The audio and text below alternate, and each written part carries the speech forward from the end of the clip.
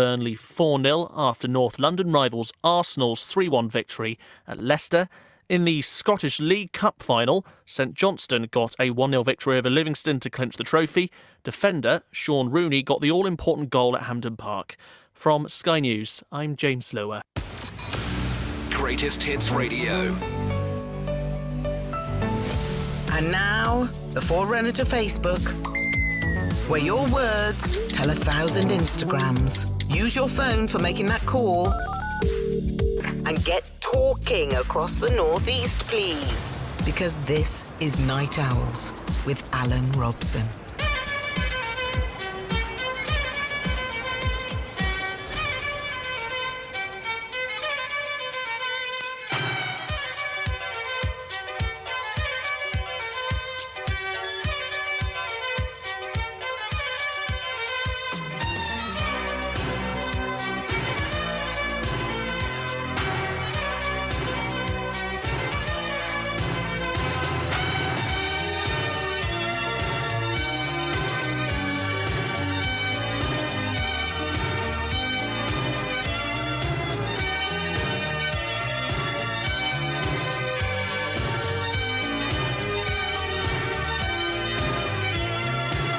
Hello everybody, welcome to you and thank you for joining the Night Owls tonight. Alan Robson with you on Greatest Hits Radio Northeast. So glad to be with you, hope your week's gone well. We are still in purgatory, but we are fighting our way out of it. Not be long now, we hope. So what are we talking about? Well, we're going to try desperately not to talk about it. Instead, we're going to talk about things that will bring a grin to your chops. That's the plan. And we thought nighttime ritual might be good. We would love it if you would send us your pictures of the kind of stuff you wear when you're round the house. Your comfies, your cashies. Now, I do know that some of you, well, be a football top and a pair of shorts, man, Alan Ho. I know these people exist. Do you wear those strange, extra baggy trousers that you can get from numerous shops where you put a t-shirt over the top and razzle-dazzle little trousers? How many of you go for that look? It's funny because when you're courting, you think, she's really beautiful, and every time I see her underwear, it's immaculate because we're courting and she's got something to prove, kind of, and men have got something to prove, so clean underwear, not the ones that you've worn already and you've turned inside out. No. Prima. You go for the best look. Then, of course, you move in together or get married, and something just happens. You walk around in sacks, in things that just cover every inch. Where's the stockings and suspenders? We thought that was going to be a shoe-in if we went the extra yard. Mind you, in fairness, you expected us to be Charles Atlas if you lived in the 50s. Brad Pitt if you lived in the 90s. You know what I'm saying? But fair dues, we end up in this comfy place. So I want some of those pictures, and I want you to tell me what you wear. It's like a mucky phone call. What are you wearing? It's that kind of thing. So give us a call. But that's not all we want. We want to know what your bedtime ritual is. Because we're creatures of habit. We get about doing the same kind of things night in, night out. So what is your ritual? What's the funniest, worst, most frightening, nastiest thing that's ever happened in bed? Because there's lots and lots of bedtime adventures. And I woke up and there was honestly, the spider, it had steel cap boots on. Honestly, it was that big. It was huge. I jumped out. Where was it? It was on my pillow. Oh, no, that's not funny. Honestly. I'd never been so frightened in my life. I wouldn't go back in the room that night, like. And then, of course, your whole bedroom's upside down. That's right. Because I'm not going to go to sleep till I've found him. In case you wake up, it's on your face. Oh, you've swallowed it, or all of those things. Apparently in your lifetime, you swallow 7 in your lifetime, don't you? That's what people keep saying. Live your head in the pillow, that's what I say. But if they can get on the pillow, they can get in any nook and any cranny. And how many nooks and crannies do you leave poking open when you're fast asleep? With your bum in the air. Do you sleep naked? And also, how many times are you supposed to go to the toilet in the night time? When I was about 10 or 15 years ago, when I was about 17, I remember you went to bed, you fell asleep, and you woke up, or you were woken up by your alarm clock sometime the following morning. When you get to a little bit older than that, or you see the toilet a bit more regularly than that, what happens? What's that all about? Ever had any disasters? Because I've done that thing that I bet a few of you have done. It's the middle of the night, you don't want to put the light on because you might disturb anybody that you may well be sleeping with.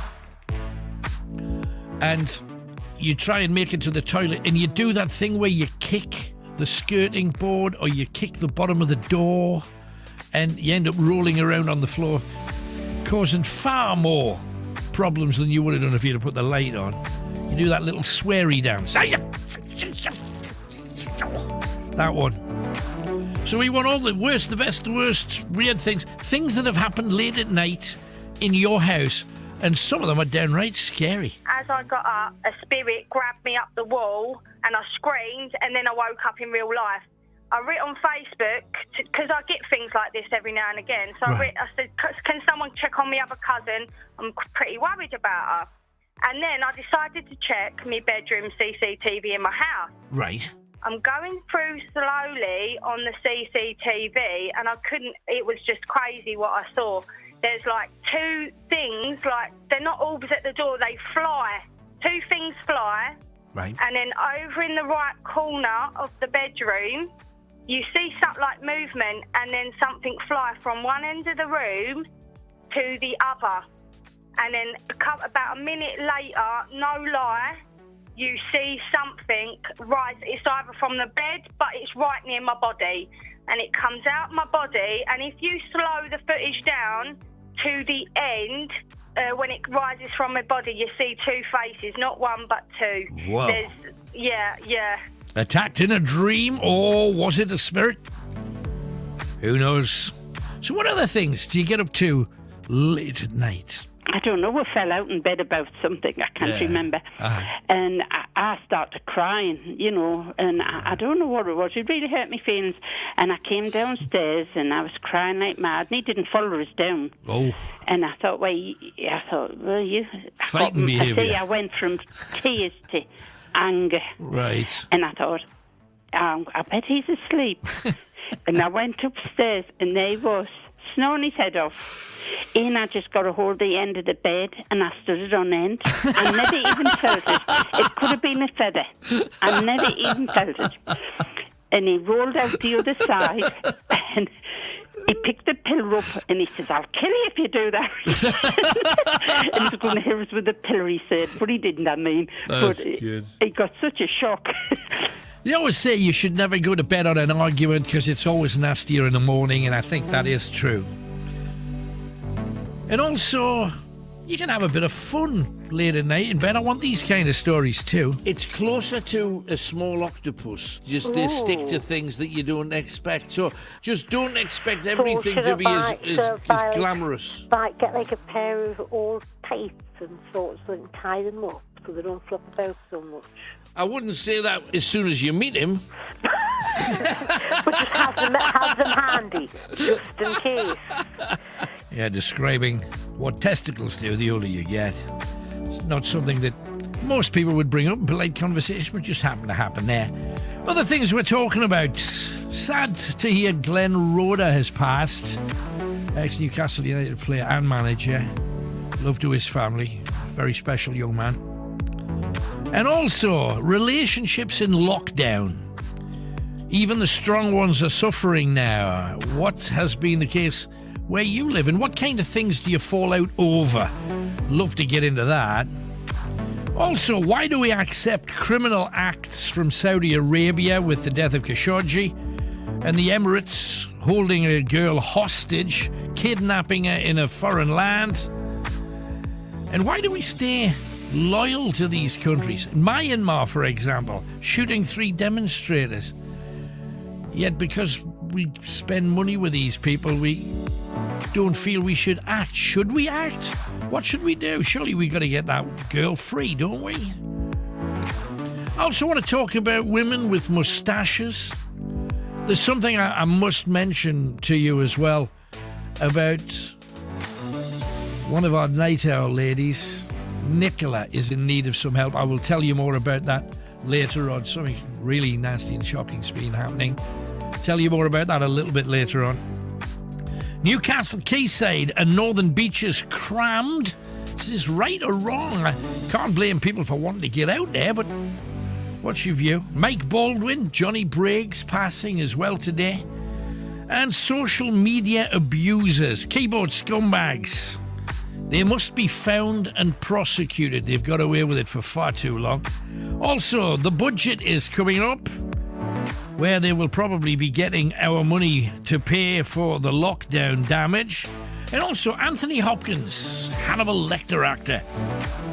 He has no contact with his own daughter. He's had one of those big family fallouts. Has your family split? Maybe split from you, or have you split from them? Could it ever be put right? Families can be the cruelest to one another, and I've never understood that. Happened in my family too. 25% of people working for the National Health Service are refusing the vaccine. The government are considering forcing people, otherwise they won't be allowed to work. Woo! Civil liberties would surely have to have a look at that. Also, when the person you love turns into a psycho. A lady whose initial is G sent in a very long letter about that. What do you do when they're lovely 95% of the time, but they've got this 5% freak in the wrong places? Low taxes stimulate growth. So why are the taxes going to go up, do you think? Lockdowns have killed most corner shops. Has your corner shop bit the dust? Damn shame. There used to be a nation of shopkeepers, we were once described. We should be proud of that. Hard-working folk. 49% of people today fancy both men and women. The greedy nouts. Tell me everything. Oh, Mr. Fulton, Mraz. Today is his and his girlfriend Caitlin's 7-year anniversary. Oh, this is when you get the itch, isn't it? Yeah, I've had the itch before. A few times. Also, Piers Morgan and death threats. Don't know whether you heard about. He's got a death threat. He's going to track down all the people responsible.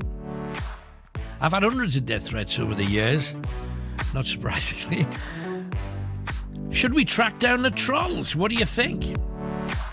A dog was sent back to a rescue centre because it didn't match the man's couch. A gay couple arrested in Thailand just for kissing. And takeaways. Can I just pay tribute to the Great British Takeaway? Whatever nationality that happens to run in. Last night for me it was the glory of an Indian meal. Takeaway. They're cashing it in. If what I saw last night was anything to go by. I mean, they were doing better business than when they were open, sitting people at tables. And they deserve it. Good luck to them. Tough business they're in.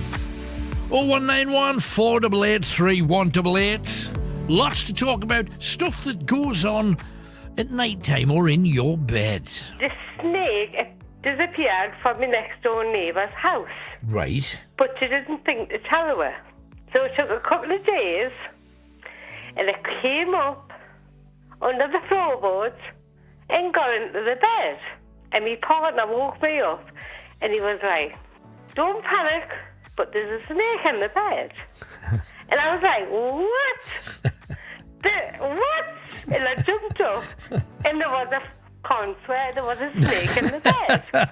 There was a flipping snake yes, in the bed. Right. I even had to phone the police.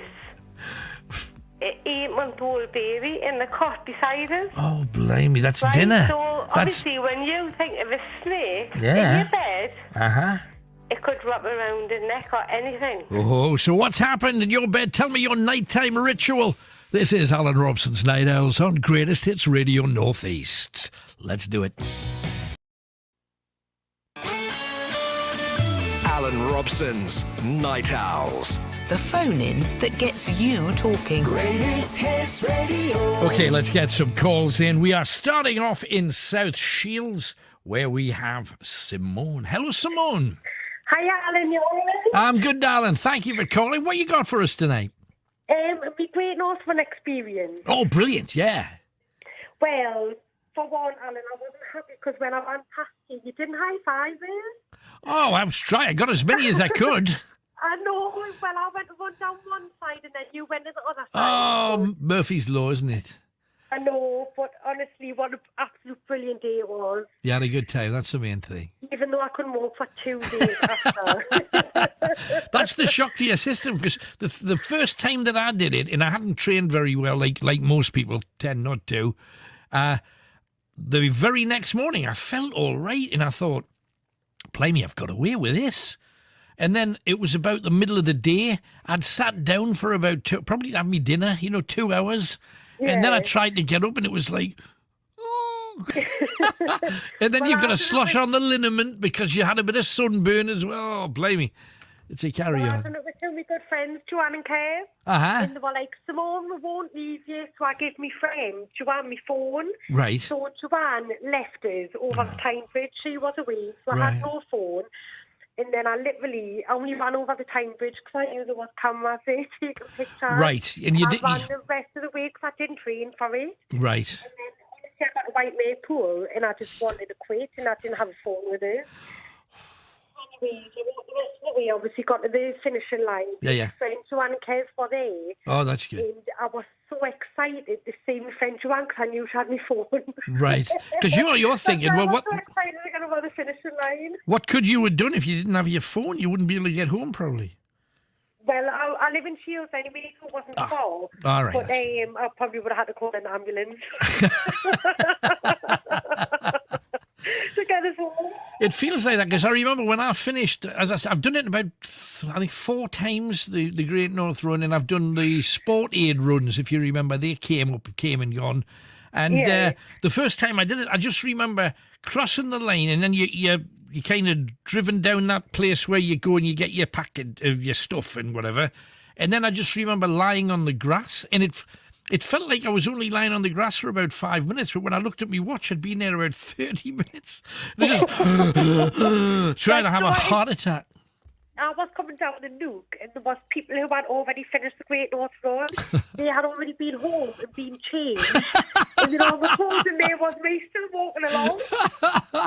Well, the thing that I found really funny is, at the very beginning, most of the people have to do almost a marathon just to get to the start line because they're so far, they're so far back. And I didn't realise how far back it was. I thought the run started on the Tyne Bridge. No. It starts on the outside of the central motorway, and it goes through Newcastle Centre to the bridge and then across. But if you're not one of the Mo Farah and his pals at the front, and 99.9% of us never would be, then you've just got to get into your little zones, and the zones go back past Cowgate. I mean, it's like, whew, it's right up that road. So I was listening on my little earpiece, because obviously I'm in the middle saying hi to everybody, and I'm just hearing them, and there was still about a good 3,000 or 4,000 people waiting to cross the start line, and I'm hearing in my headphones, Mo Farah's nearly there, and I'm thinking, what? He's nearly there, and these people haven't even started yet. It just shows you what a massive event the Great North Run is. I think it was about an hour to get over the starting line. We were right at the back with all the bins and everything. Yeah. And then, honestly, while we're walking, I was like, God, I'm nearly halfway there. And it's like halfway line. You haven't reached the bridge yet. I even went over the start line. This is it. I know people that have started walking long before they get to me, so you did well to at least do the pause in case the cameras were on, and you're quite right. That's always the bit that the local TV show, here's everybody coming across the bridge, and you don't want to be the one that's red-cheeked going, walking along the road while everybody else is jogging, trying to look cute and kind of athletic. I know. Do you know what I thought, Alan, when we got into Shields, like on the John Reed Road, like we had all the power bars that they give you? Yes. And honestly, the atmosphere start in South Shields was absolutely amazing. That's what got me to the end.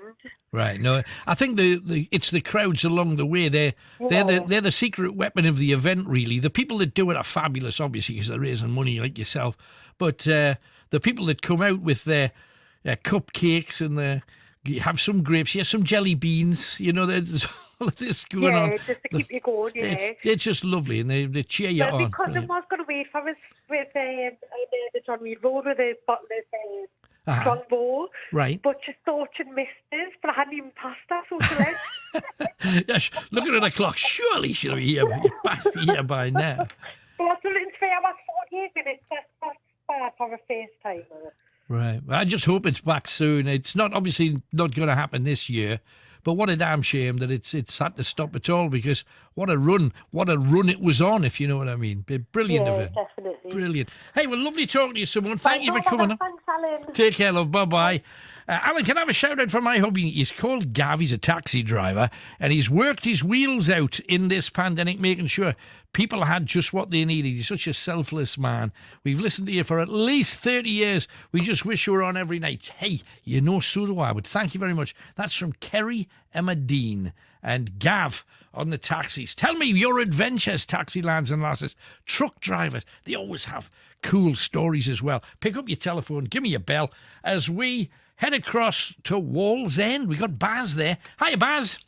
Alan, how are you? I'm very well, thank you for ringing. I hear you have a story about yourself in the pink and crinkly. What's going on? Jesus. All right. To cut it short, played for a football team. Right. Having played rugby for, best part of the rest of my life, for 15 years or so. Right. Rugby teams, as you know, if you've played rugby before, have crack, banter. Yeah, absolutely. Ways of life. And adventures. And essentially, mate, what happened was started playing football and went to a gentleman's house who will remain unnamed. Okay. Ready to travel to a football match. Okay. And the four of us sat in his living room, and a bit of rugby banter came out, and I called Naked Room. And essentially, it is what it is. Everybody straight off. Doggers. And we all, four of us, sat there until this gent walked back in, and he just stared at us. Completely, we were just sitting. One of the lads was eating, one was sitting reading the newspaper, one was sitting with a can of beer, as if everything was normal. No. Completely. And this guy just stood there and looked at it, and he just went, he just shook his head and just went, lads, I'm going to walk out, and I'm going to walk back in. And we're never talking about this again. and he walked out the room, and I just thought, oh no. Like, Alan, this lad is a current serving police officer, was at the time. Right.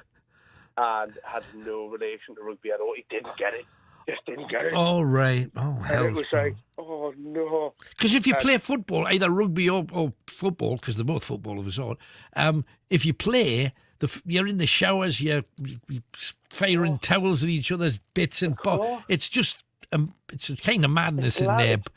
But it's normal. It's not anything that's a big deal to anybody. But if you're not used to that, I would imagine it's a bit of a shock. Was he not ringing his mates at the station saying, "Would you send a van down here?" Oh, I would assume so. He was apt. You know what it is? His face, though, he must have been absolutely just. There were four blokes in his living room. He just probably come off a night shift or whatever. There's four blokes in there reading the paper, drinking cans, and naked. Yeah, but I'm just it was his house, wasn't it? It was his house. Well, this is it. I'm just imagining. But he might be one of them germaphobe types, and he's thinking, "Oh, I'm gonna have to get the Febreze out after these lot have gone." Not if he shared showers and baths and stuff with us. No, absolutely. He just hadn't. No, he just obviously wasn't. Yeah, the A wasn't in the mood, or B wasn't that way. Like, didn't get it.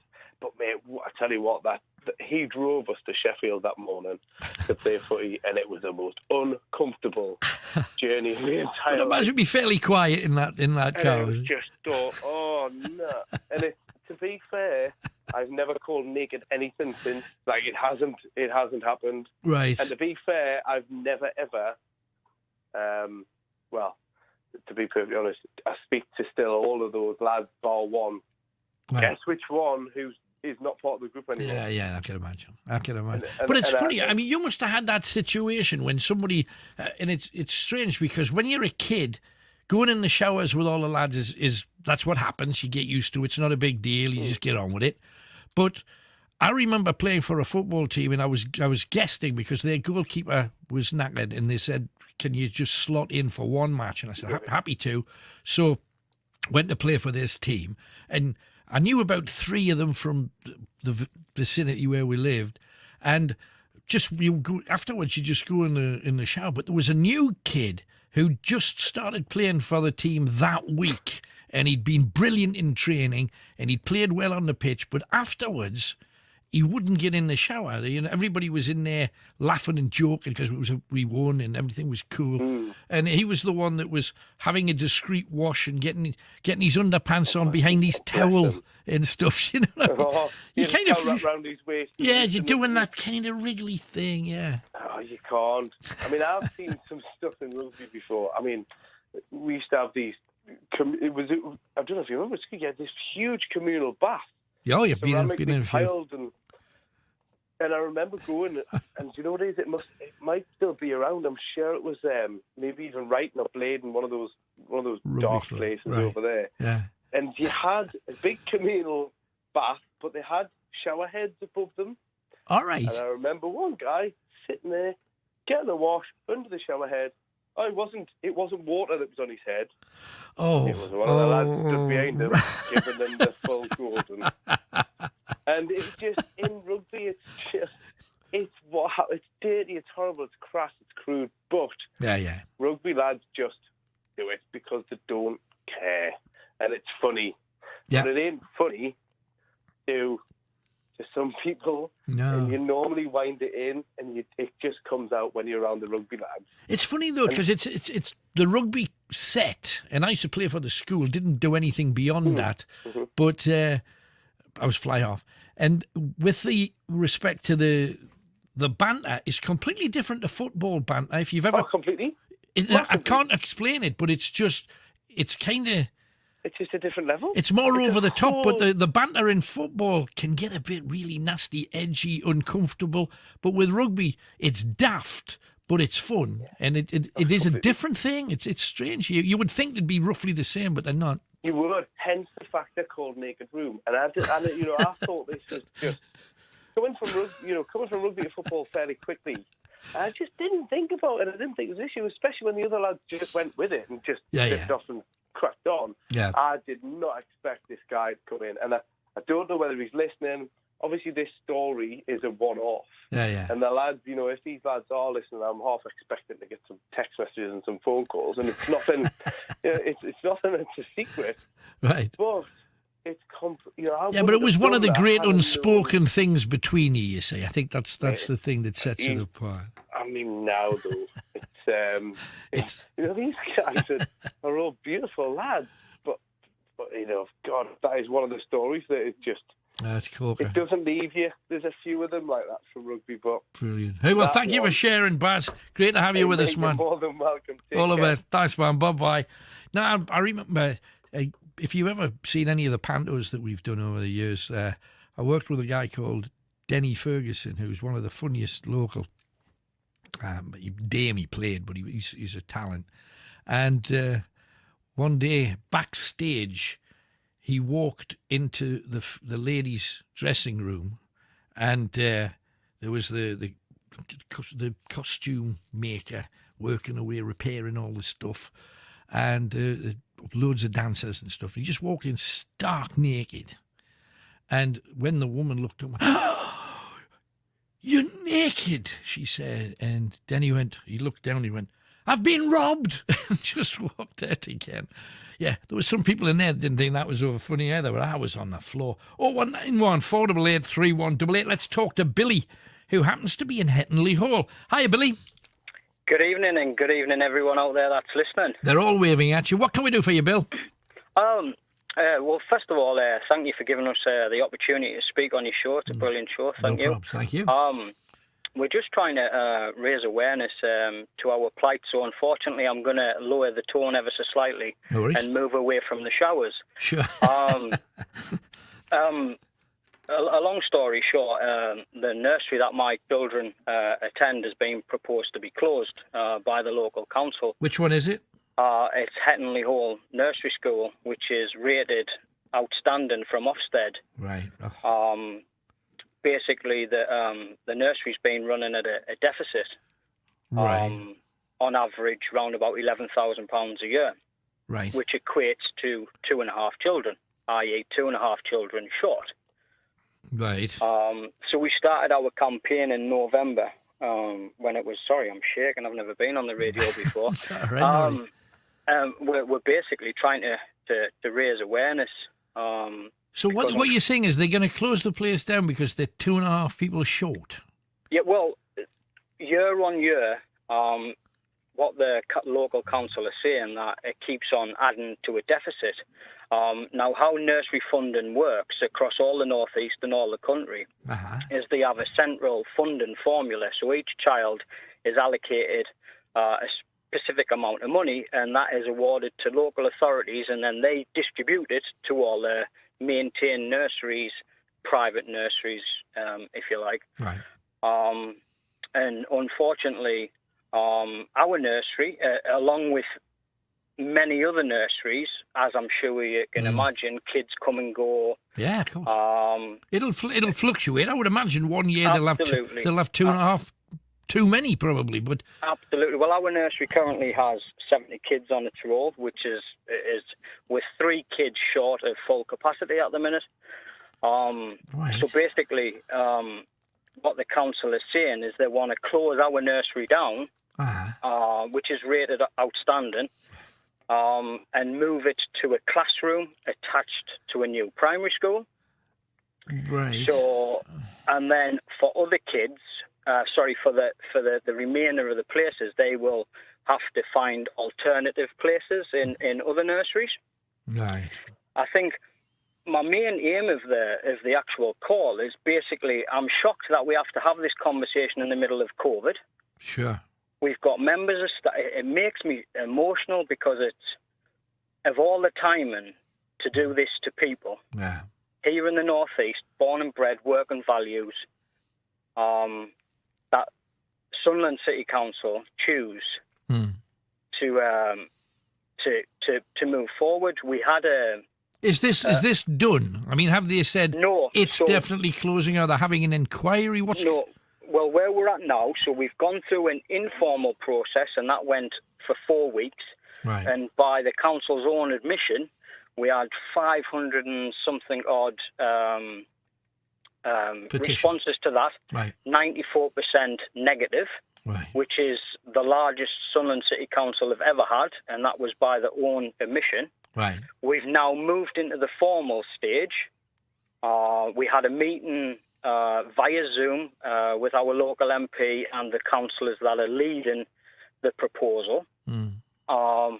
And basically, they had an answer for everything. Right. We, as parents, have kind of said, let us fund it, put the fees up ever so slightly. We can do charities. We've set up a GoFundMe page, which we've raised nearly $2,000 in a week. Wow.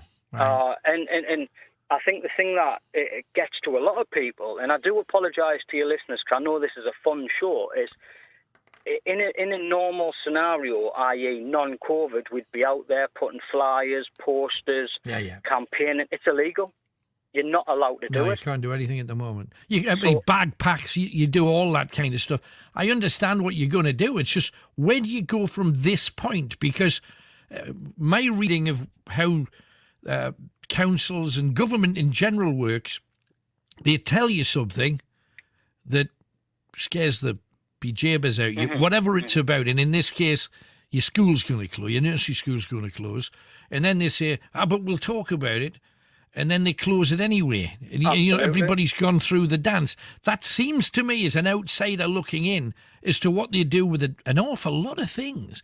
I would have thought if they got in excess of 80%, let alone 90-odd%, if they got in excess of 80%, surely they can't, with any justification, act, because the vast majority of the people that put them in their seats want this school to continue. Well, that's anyone can get on the old internet and read up a council's first priorities, or even a councillor that they are there to represent the views of the community. Yeah. And unfortunately, I asked a direct question to our local MP and said, have councillors been, I'm not going to say political parties, I don't want to throw the muck because everyone's trying in a hard time. Have they been silenced? And they said, we can't answer that. So then I've kind of gone, well, so they're just not helping us in any way. I mean, I must admit, Hetton Town Council, which is a local parish council, they have literally bent over backwards. They have restored faith in local politics. They are helping us no end. All we need is for any councillors listening, for any other radios anywhere, any awareness, people to go and visit the Family and Friends of Hettonley Hall Facebook page, check it out, read all the details. We have a GoFundMe page, which is under Save Outstanding Hettonley Hall Nursery. We always feel guilty about, asking people for donations because everyone's on the backsides right now. But what's the most important? What do all of us over the last year, we've literally, each and every one of us have achieved the square root of nothing. And what I would say to yourself and to all your listeners out there, we could actually achieve something here. We could, these are kids. They're our future. Kids are our community. Sure. And I'd also, our nursery, it hasn't closed. When there was lockdown, nursery schools have remained open. No quarters, no nothing. Can you just imagine what it's like, not only for myself and the other parents, but can you imagine being a member of staff knowing that the door queue awaits you? But yet you're being asked to go on, look after the kids. There you go. Wear all the masks, do all the provisions. Oh, and by the way, your redundancy's waiting for you in 4 weeks' time. No. If anybody can find... I mean, this is... Sadly, I think something we're going to hear a lot of, not just nursery schools, a lot of other services are going to have to go to pay for all the money that's lost. And I agree with you, Alan. But this is counterproductive because if they say, "Oh well, you can have a room in a brand new school," well, that's very nice. But they've already got a school. They've already got people that do a good job for them. They get outstanding reports. So you want to start from scratch with an unknown when you've already got pretty damn good. Just didn't make any sense. We have kids with special needs that.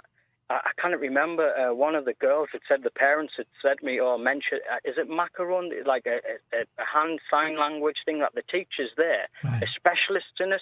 Brilliant. That is, you kind of knock teach off that in a couple of months, Yeah. And not only that, wouldn't you think, logic, so the new school that they're proposing to add the nursery classroom on isn't going to be complete till 2022. So they're going to close our nursery and put all our kids in porta cabins on a building site for the stake of £11,000. Crazy, isn't it? Absolutely crazy. Hey, well, fingers crossed. Hettonley Hall Nursery School. Check it out, everybody, and offer your support where you can. Badger your counsellor and whoever your representative is. It's little things like this that I always think it's the thin end of the wedge. They hit places that have a hell of a job fighting back. Let's hit the kids. Let's hit the pensioners. Let's hit, the soft targets they seem to go for. It really and in the gets meantime, me we'll build a footbridge for 30-odd million quid going from one side of the River Wear to the other. Do we really need that in times like this?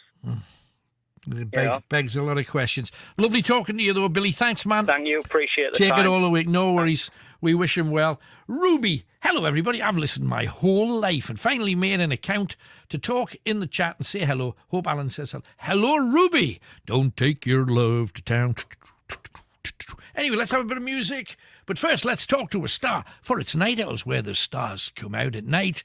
Ali Campbell from UB40. What has been the highlight and the low light? I mean, you'll have a very low light. And what's the crowning moment that you've loved so much? There's been so many, and we've been very lucky as well because, I mean, I don't think we've ever had a bad gig, to tell the truth. Apart from the one we did in at Mount Pleasant Community Centre when we first started UB40, and we would actually play in a gig for to raise money for the Claimants Union, right? Which was the Claimants Union that we started, and I think that was the worst gig we ever did. People started, because they weren't interested in what we were doing, people were playing the piano at the other end of the hall while we were on and stuff like that, you know.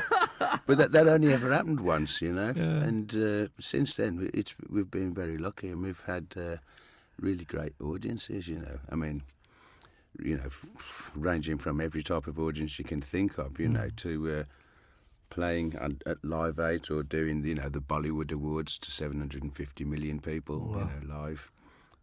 So yeah, we've done everything, and we've been everywhere. Surely that was a bum nipper gig, wasn't it? The 750 million people, for heaven's sake. That was live Bollywood Awards, and so that goes to, you know, all of the Asian countries and everything. And that was pretty amazing, because you looked at the what you could see from the front of the stage, and it was very high tech. Yeah. And lots of things going on, and TV screens and all this. And then you went to the back, and it was all made of sticky tape, gaffer tape and bamboo, and lollipop sticks. The whole thing was held together, you know, like a shanty town. And yet it looked really glitzy from the front. It looked fantastic from the front, and I wouldn't have got on if I'd have seen it from the back, trust me. And that was, at that time, we got held up by an elephant in the traffic as well, which was pretty cool. Yeah. I got held up by a family of pigs on Kingston, one of the main streets through Kingston. In Jamaica. Really? So what, big black pigs with the pot-bellied pigs? That's right, but there was like a family of them. There was two of them with lots of little piglets following, and just the cars. Don't ever go near a family of pigs. Let me just tell you that before you go any further. Well, I was in the car, so I was all right. Yeah, they'll attack the car as well if they think you're going for the piglets, trust me. £500 million to keep it on track. The Chancellor will announce the funding in Wednesday's budget, along with extra investment for scientists in protecting against future outbreaks and variants.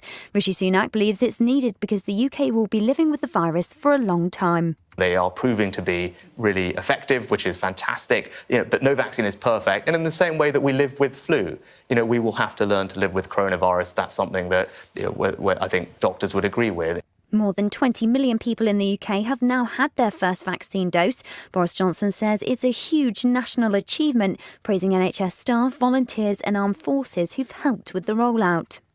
Donald Trump suggested he may run for US president again in 2024 in his first major speech since leaving the White House. The incredible journey we've begun together.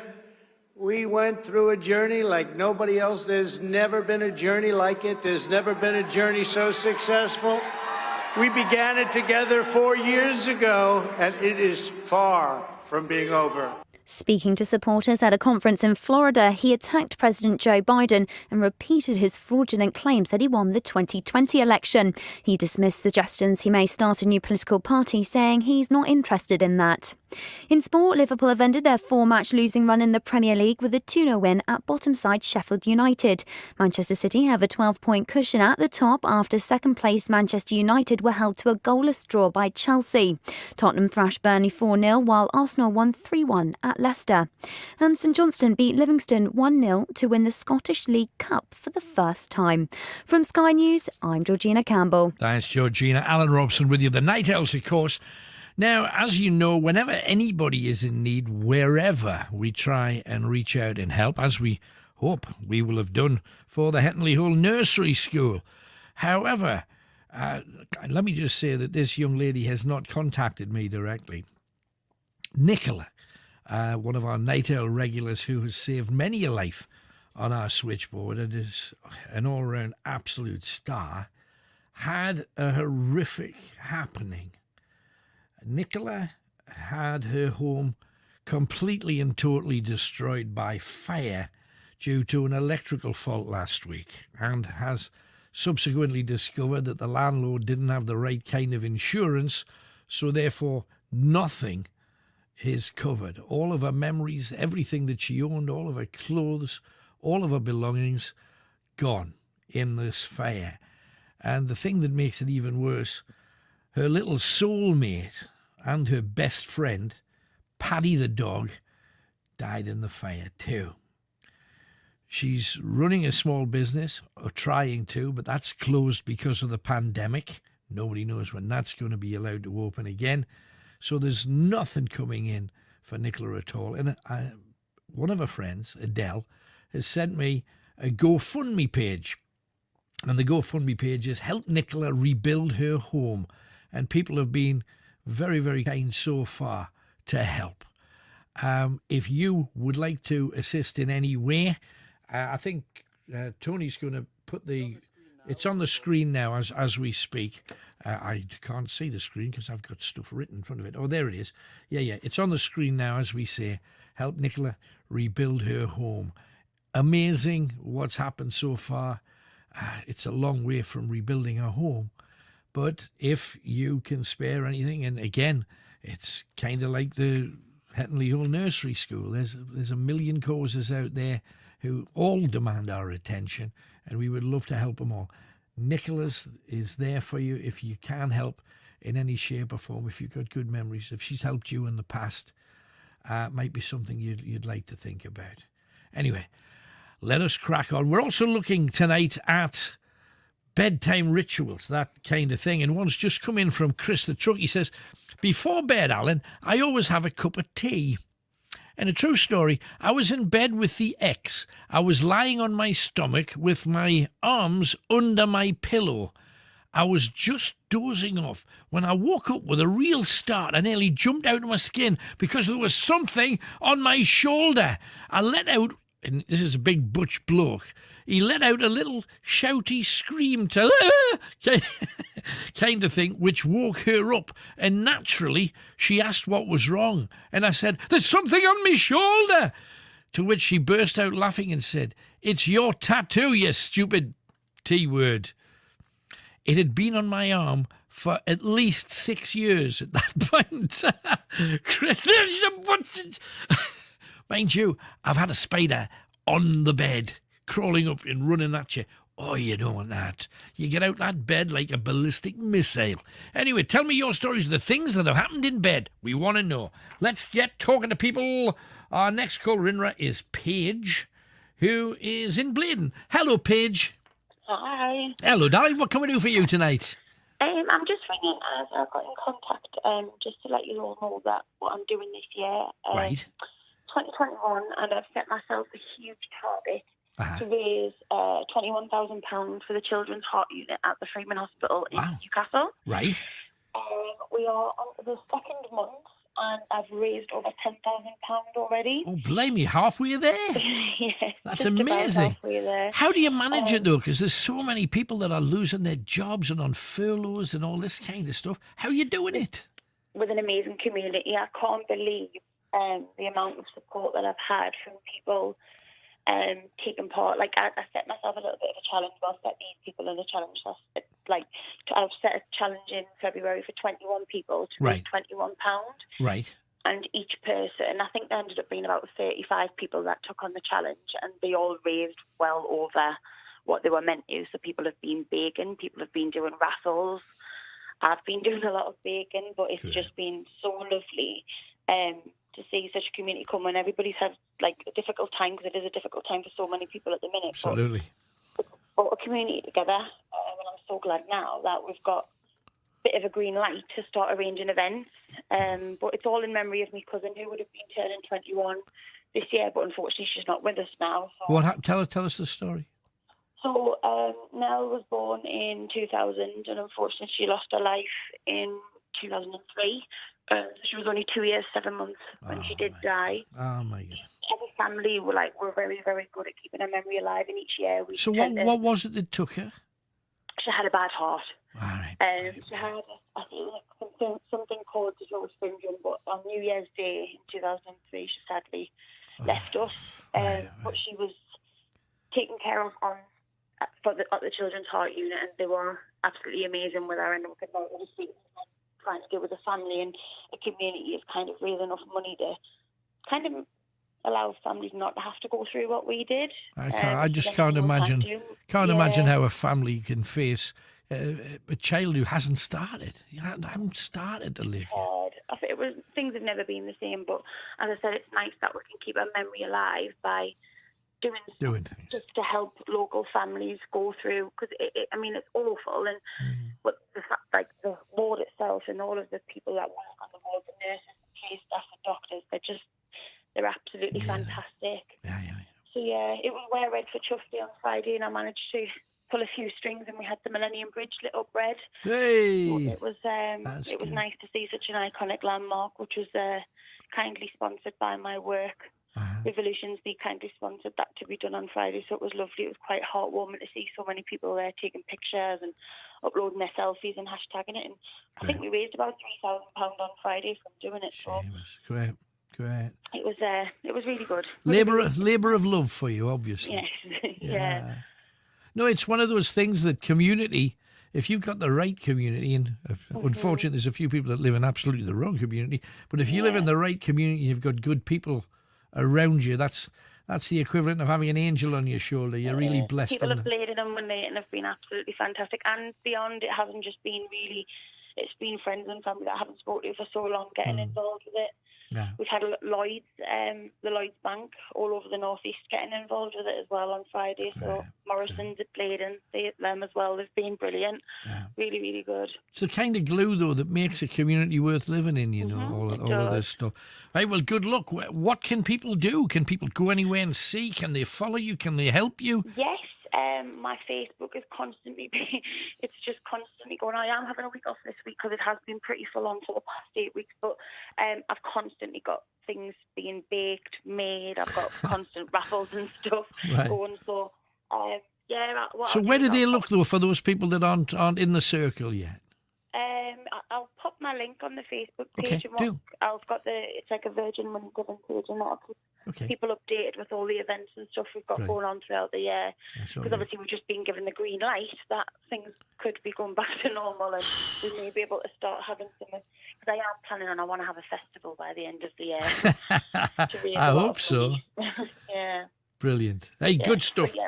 No problem. Good luck, Paige, and thank you very much for calling. Take care, darling. No problem. Speak to you soon. Spectacular. How great is that? Lighting up the Millennium Bridge for a very, very good cause. Easter is saying, as you know, I'm cash in hand person. If you tell me where to come, I'll nip up with 20 quid for Nicola and I'll give it to Chris, no problems. Are you still Swan House? Well, it's not called Swan House now. Not really sure. There's people called it various things over the last few years. But yes, we are kind of here still, Easter. Different studio, but life goes on. 0191 488 3188, and bless you. Thank you for that. It's very kind. And hang on, something's just come in from Craig. Why is it when you're looking for a job, you can't seem to find an employer who offers a contract direct through themselves? Instead, you're directed to agencies who offer you the world, and the job ends after a few weeks as your wages are being cut, and before you know it, you're out of work again.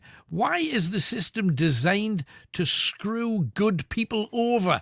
Good question. If you have an answer, call us now. Meanwhile, we have Sue, who's calling from Stockton upon the Tees. Hi, Sue. Hiya. Hello, darling. What are you talking about tonight? The stupid COVID virus that gets everybody. Right. What about it? It's dead weird because I just got my shielding letter, but I should have had it the first time. Right. First time in lockdown. But I don't think it'll ever go away because people don't adhere to what they should be doing. And especially on the beaches when the sun gets out, everybody goes out. The times that I've been, for various purposes, I have to do a little bit of travelling. I'm a key worker, I'll have you know. From place to place, every time it is a hot day, you're quite right. If it's a bright sunny day, even if it's snowing, anywhere that's got the hint of a hill has 500 people up there with sledges. The beach, chocker, Quayside recently stored with people, but most of them had masks on. Is that okay? I mean, does that make it okay or not? Well, it's partly okay if they've got one, but they should actually social distance. It's not that hard to social distance, really. I think people are just... They don't bother. They're not bothered now because people seem to have reached kind of breaking point with it. They just want it over and behind them now, but it's not going to happen as quickly as they wanted to. That's seemingly obvious at the moment. Do you think April, June? Do you think that's a good time? Or do you think it'll happen? Not really. I can just see the next one coming up. Right. Well, they're saying what most people said first time round. When it first started, a lot of people were saying, why don't you just treat it like flu and just get on with everything and don't shut any businesses? Treat it like flu. If anybody feels poorly, you can give them a jab, or if anybody wants a jab, now that we've got one, let them have that. But just get on with your life, and if you get flu, it's a nasty thing. If you get COVID, it's a nasty thing. But the majority of people will be okay, we hope. We don't want anybody to suffer, or certainly not die from these kind of things. But they're telling us that they're going to treat it like flu next time round. So that means everybody will be offered a COVID jab every year now, I suppose. Have you tried when you get your letter to book it in with the NHS? I haven't, but have you? I mean, what happens? Actually, I've got mine booked in for Thursday, but I have to go all the way from Stockton down to Hexby. Right, which is a clot. Can your GP not do it? No, her letters haven't. My GP's letters haven't come out. Right. Yeah, I've got a hospital at the end of my road. Right. I did ask if I could get that one, but because the North East's been done, they sent them everywhere else. It's funny because roughly where I live, and I'm in the middle of nowhere, there's a big sign saying COVID testing centre, and I've never seen anybody go into it yet, but there's a big sign saying it's there. And yet, if you want to have an injection, you've got to travel 35, 40 mile from the Scottish borders down to Alnwick in Northumberland. And you're thinking, well, if they've got a testing centre, why don't they send somebody to the testing centre to do all that part of the country instead of sending people like you having to travel for yours? To me, if you've got doctors, if you've got GPs there, get the doctors and nurses progging people. Have you tried getting into a doctor's surgery? Nah, well, that's the other thing. In a time when the older people, people that have got pre-existing conditions needed the most, and I know we were clapping the NHS because, blimey, they've been through the mill, but GPs, the GP side of it, I just feel they should have been more interactive right from the very beginning. Instead of turning people away, they should have been bringing them in. But well, I think the doctors didn't have a lot to say on that. Of defending some of the doctors, it's getting past the receptionist. Yeah, but I mean, doctors didn't want to see anybody, and I've had cases where I've needed to go in for various minor medical things, and it's like, don't come into the building, sit in the car, ring us to tell us you're there, we'll ring you and tell you when to come in. And I'm saying, what? And when you get in, they're dressed almost in a spacesuit, so they're not going to catch anything. So I'm not quite sure that I totally follow the whole GP rationale, but as soon as that gets back to normal, that'll be a glorious day too. I think we just all feel like we just can't wait. It's almost like it's the end of term soon.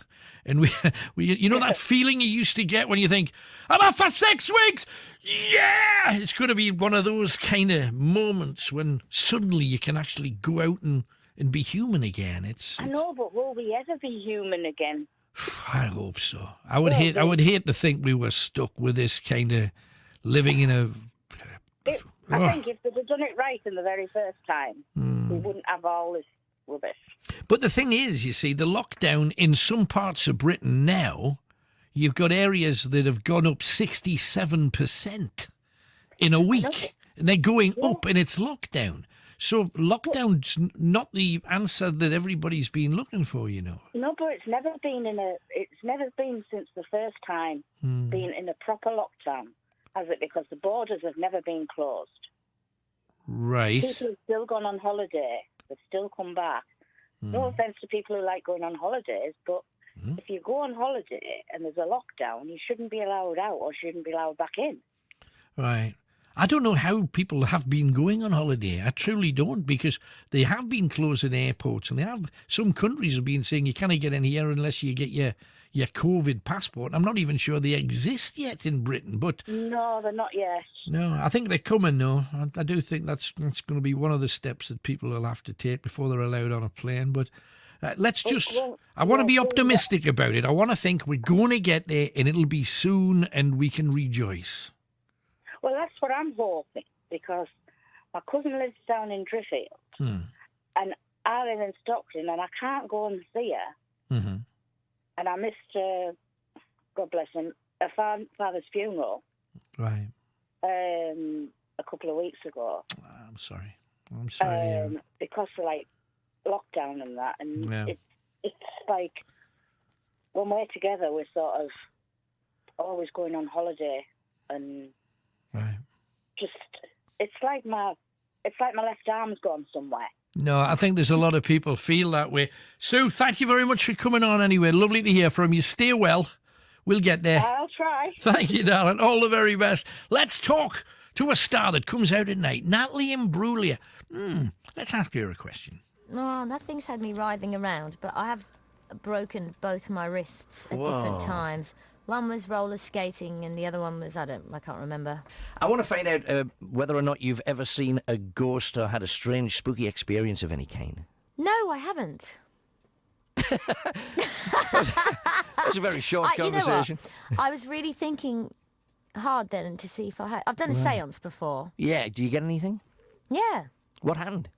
The glass moved and my dog started barking and I got scared. So did you smash the glass and run out the room? There was spirits in the room. Oh, hey.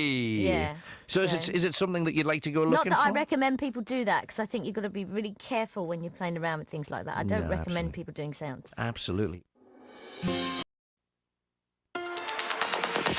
This is the home of Alan Robson's Night Owls. With the voice of the North.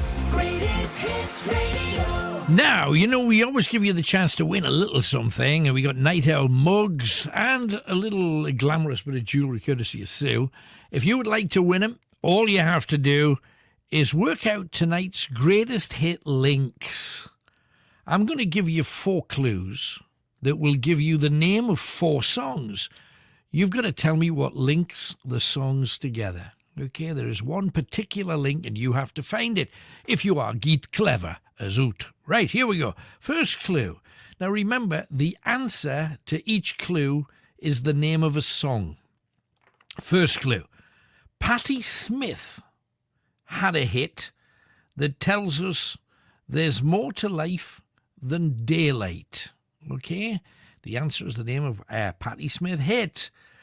Patti Smith's greatest hit tells us there's more to life than daylight. Okay? So write down the name of that song. 3 more songs for you to find. And remember, the answer is always a song. First clue down, 3 more to go. And we have Claire, who's in Waka. Hello, Claire. Hi. Hello, darling. What are you up to? Well, I should be going to sleep soon because I've got work tomorrow, but Well, thanks for staying I up. talk to you tonight. Good. Well, you're up to something rather spectacular, I gather. Well, it started off as something really small, but yes, it's turned into something really spectacular. So what is it? Tell us everything. So I'll tell you from the start so you can have a little bit of context as to how it's happened. So what started off as a small gift from my partner has turned into something very big for charity. Right. So we lost our mother-in-law in 2019 I'm sorry. to cancer. Right. And as you do, you empty the house and you go through all the things. And we come across letters she'd wrote, poems she'd wrote, so much. And then in all of that, we found children's book that she'd written in a little notebook. Oh, wow. Yeah, so, you know, it sat for a little bit, you know, where things are happening and you're planning funerals. Just sort of pre-COVID, I work in an extra care scheme and I look after someone's mum. And she showed us a little book she had illustrated for her daughter. Right. So I said to her, would you mind illustrating some pictures for my book that I found for my partner and his brothers? Right. So she's had it for a little while, but she come back to us actually a couple of weeks before Valentine's Day. Oh, nice. And said, Nice. your book's actually illustrated and I've put it in a little publisher's and I'll have it back to you. So perfectly enough, on Valentine's Day, I got this lovely little book back called The Bug Detective, all illustrated, all writ up, and they brought it home from work and give it a look. So nice. With the powers that be of Facebook, I give him the present and popped it on Facebook. Right. And a few friends were like, "Oh, that's great! Could we have a copy? Could we buy one off you?" Right. And I said to Luke, "How would you feel maybe if we sold a few and donated the money to charity?" Yeah. And he said, "Yeah, that would be great." He went, I said, "Oh, we can buy a few books because we'd like to put some on the cancer ward for children." Right. And in 48 hours, my phone blew off the table with 240 books sold. Amazing. And like I say, we just didn't expect that at all. It was absolutely amazing.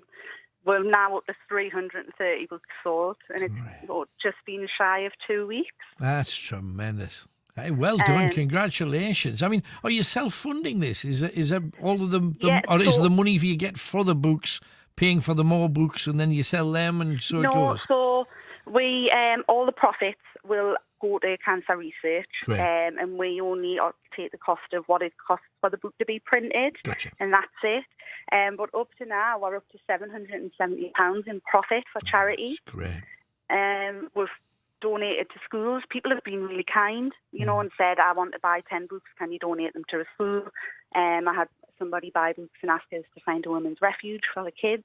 Right. And we've had the most amazing feedback from Timeview School. Said the kids were obsessed with the book and that it really met the criteria for the curriculum, that the kids really related to the pictures because it's how they would draw. Lots of mums are commenting on Facebook saying they're up to their 10th time of reading the story in a row. Brilliant. Because their children don't want to put the books down. And I mean, it's great. Well, we're over the moon to be raising money for charity, but I mean, to be carrying on a legacy. I bet wherever she happens to be, I bet she's got a grin on her face. I bet she never thought in a million years something like that would happen with her. Oh, we didn't. I mean, it's travelled as well. It's like Darlington, London, Birmingham, Huddersfield, Hull, Blackpool, Scotland, Northampton. It's everywhere. It's so unbelievable. And I have been told today that there's one copy being sent to America. Wow. Well, let's hope it picks up there too. That's tremendous. Congratulations. What a cool thing to do, though. You're thinking, well, what I'll do is I'll do one copy for the hubby because it was his mum, and I'll get it illustrated just so that he's got something, to keep forever, which is a beautiful thing to do to start with. The fact that one thing has led on the way that it has, it's got a life of its own now, hasn't it? It has got a life of its own. So what's it called? And maybe other people listening might want a copy. How do they get hold of it?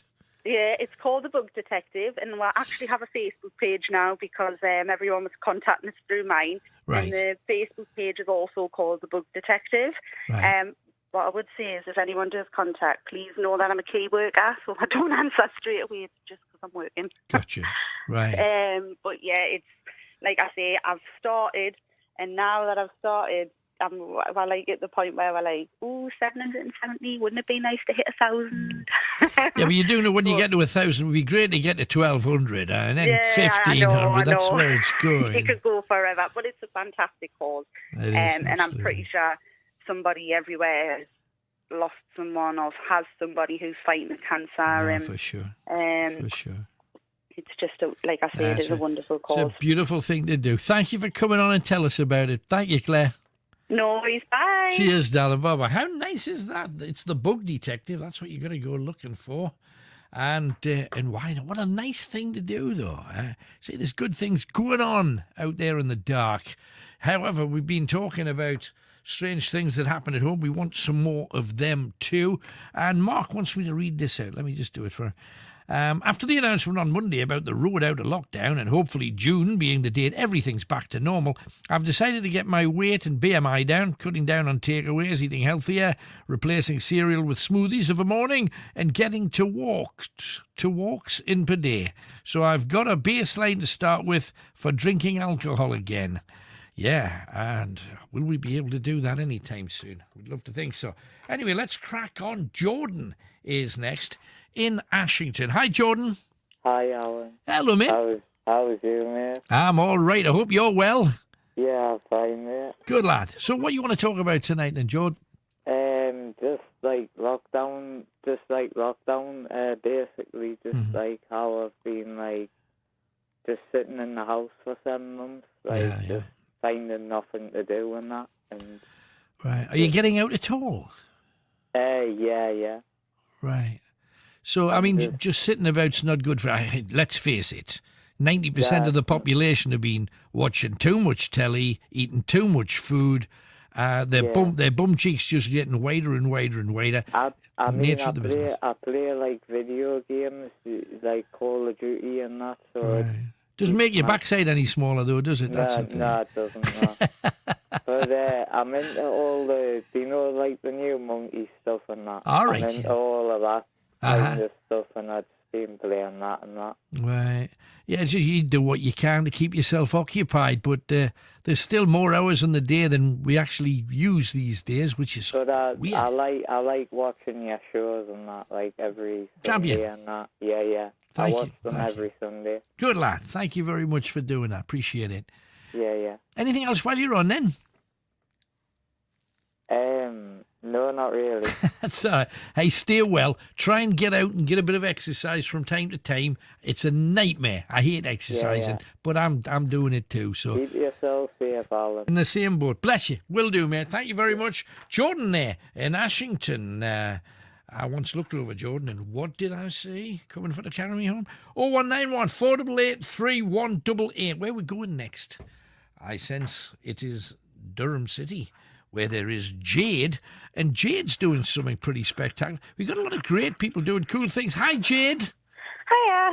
Talk about causes tonight. We're flying many flags, which is a good thing. So what are you up to? I've just finished walking 100 miles in a week. Is this because you've been made homeless and you're seeking a new place to live? Why did you walk 100 miles in a week? It's in cause of like 2 charities. Right. Who are you representing? First one's the North East Counselling Services. Right. Which offer sort of discounted and free counselling. Sorry. For anyone in the North East, really, aging from 4 to 104-year-olds. Right. Brilliant. Which, at this time, is kind of ideal, isn't it? And Really. I gather the North East Autism Society has benefited from you. Big style, though. How much did you manage to raise for them? Well, I'm aiming to manage 3,500. Wow. So far, I've only got 255, but... Right, but you're marching, walking, literally. I mean, how do you manage to fit in walking 100 miles in a week? How long does it take you? Quite a while, but I work on a farm. Right. So I get about 6 miles a day on there. Right. And then the rest have to be on me little daily exercise. If you multiply 6 by 7, you don't get that near 100 miles, I have to say. No, you need to do 14.3 a day. Right. Which has been rather difficult, but I have managed. Well done. Congratulations to you. It was interesting because I read the email that you sent in. He says, my first challenge was in January, burning 30,000 calories in a week, which to me seems impossible. And you pretty much got there. I mean, you were only 2,000 calories short, 28,000 calories in a week. How did you burn all of these off? Were you sitting doing push-ups, sit-ups? What are you doing? Again, working. It's a dairy farm, so there's always work to do. I tell you, your hands must have been moving like lightning milking them cows. 28,000 calories, that's a ton. Blimey. I've also got 2 excitable dogs, so they get out for a good walk. Just trying to keep up with them as well as part of the ritual now, I'm guessing. Yeah. Right, Bless them. So, I mean, the farm that you're on is obviously dairy farm then, is it? Or is it everything? Just dairy. Just dairy, right. Hey, well, good luck to you. That's a tough call. It's the claggy. I was on a dairy farm once, and the guy owned 2 horses and, like, a massive herd of cows. And when I was in his yard, and this was up at a place called Ford Castle in Northumberland, the horse, to say that it pooed is not really what happened. A ball of living worms fell out of its back. It must have been wormed by the farmer, I suppose. And this ball of living, writhing, it was like something from an alien film. You know, it was just, my dad said, have you seen that? And I blame me. It's kind of thing you look at, then you move like 2 yards back. Do you have to do that with the cows? Worm them and stuff? We do worm them, but it isn't quite that dramatic. No. It's not that dramatic when I worm a horse either. No. Well, I don't know what happened. It's one of those. I was about 6, 7 year old when I saw it, and I was thinking, blimey, I never want to go through that again. But that was the same place 2 years later where I saw these guys helping a man horse get on the back of a lady horse. And that was horrific for far too many reasons that I'm going to share with you. But, so have you had to do any of that as well? Because, blimey. No, we just AI, so we artificially inseminate. It's a lot safer. I think so too, blimey. Amazing. So, you're going to crack on. You've got a fair way to go to reach your target. And does that have to happen within 7 days? Are you putting that time scale on it? No, I've got 10 months. I've got another 8 challenges to go. 8 challenges, and then you'll be there. Hey, well, you've set yourself an awful lot to achieve, and we wish you well. If people want to follow you, have you got a place they can check you out? My Just Given page is the Jade's Iceland Challenge. Right. And I've got LEETCH.com. Give me that again. LEETCHI.com. Gotcha. Right. That's the Any Counselling Services Challenge. Lovely. Hey, we'll make it happen. Good luck. Yeah, I'll probably hear from you in 10 months where you'll be probably breathing very heavy, but we've raised an absolute fortune. Well done, darling. Thank you for what you're doing. Thank you. Have a good night. Cheers, love. Bye-bye. Just great people doing amazing things. And I mean, not just good things, amazing things. DJ Banger says, I see Nicola's GoFund page has met its target already. This is great for her. And by the way, speaking of snakes, I have one in my trousers, a bit like a ferret. Yeah, it's shiny nose though. 0191 488 31. I don't even want to think about that, DJ Banger, but it's in my head now. You've cursed me. Sue from Washington, up next. Hi, Sue. Hi, Alan. Hello there. What are you talking about tonight? Right. You was on about being caught out the other week. Yes. Uh-huh. Right. Well, a friend of mine was caught. Well, I caught her out, or she was caught out because thank God for mobile phones, but she left a really nasty message on my voicemail. Oh, right.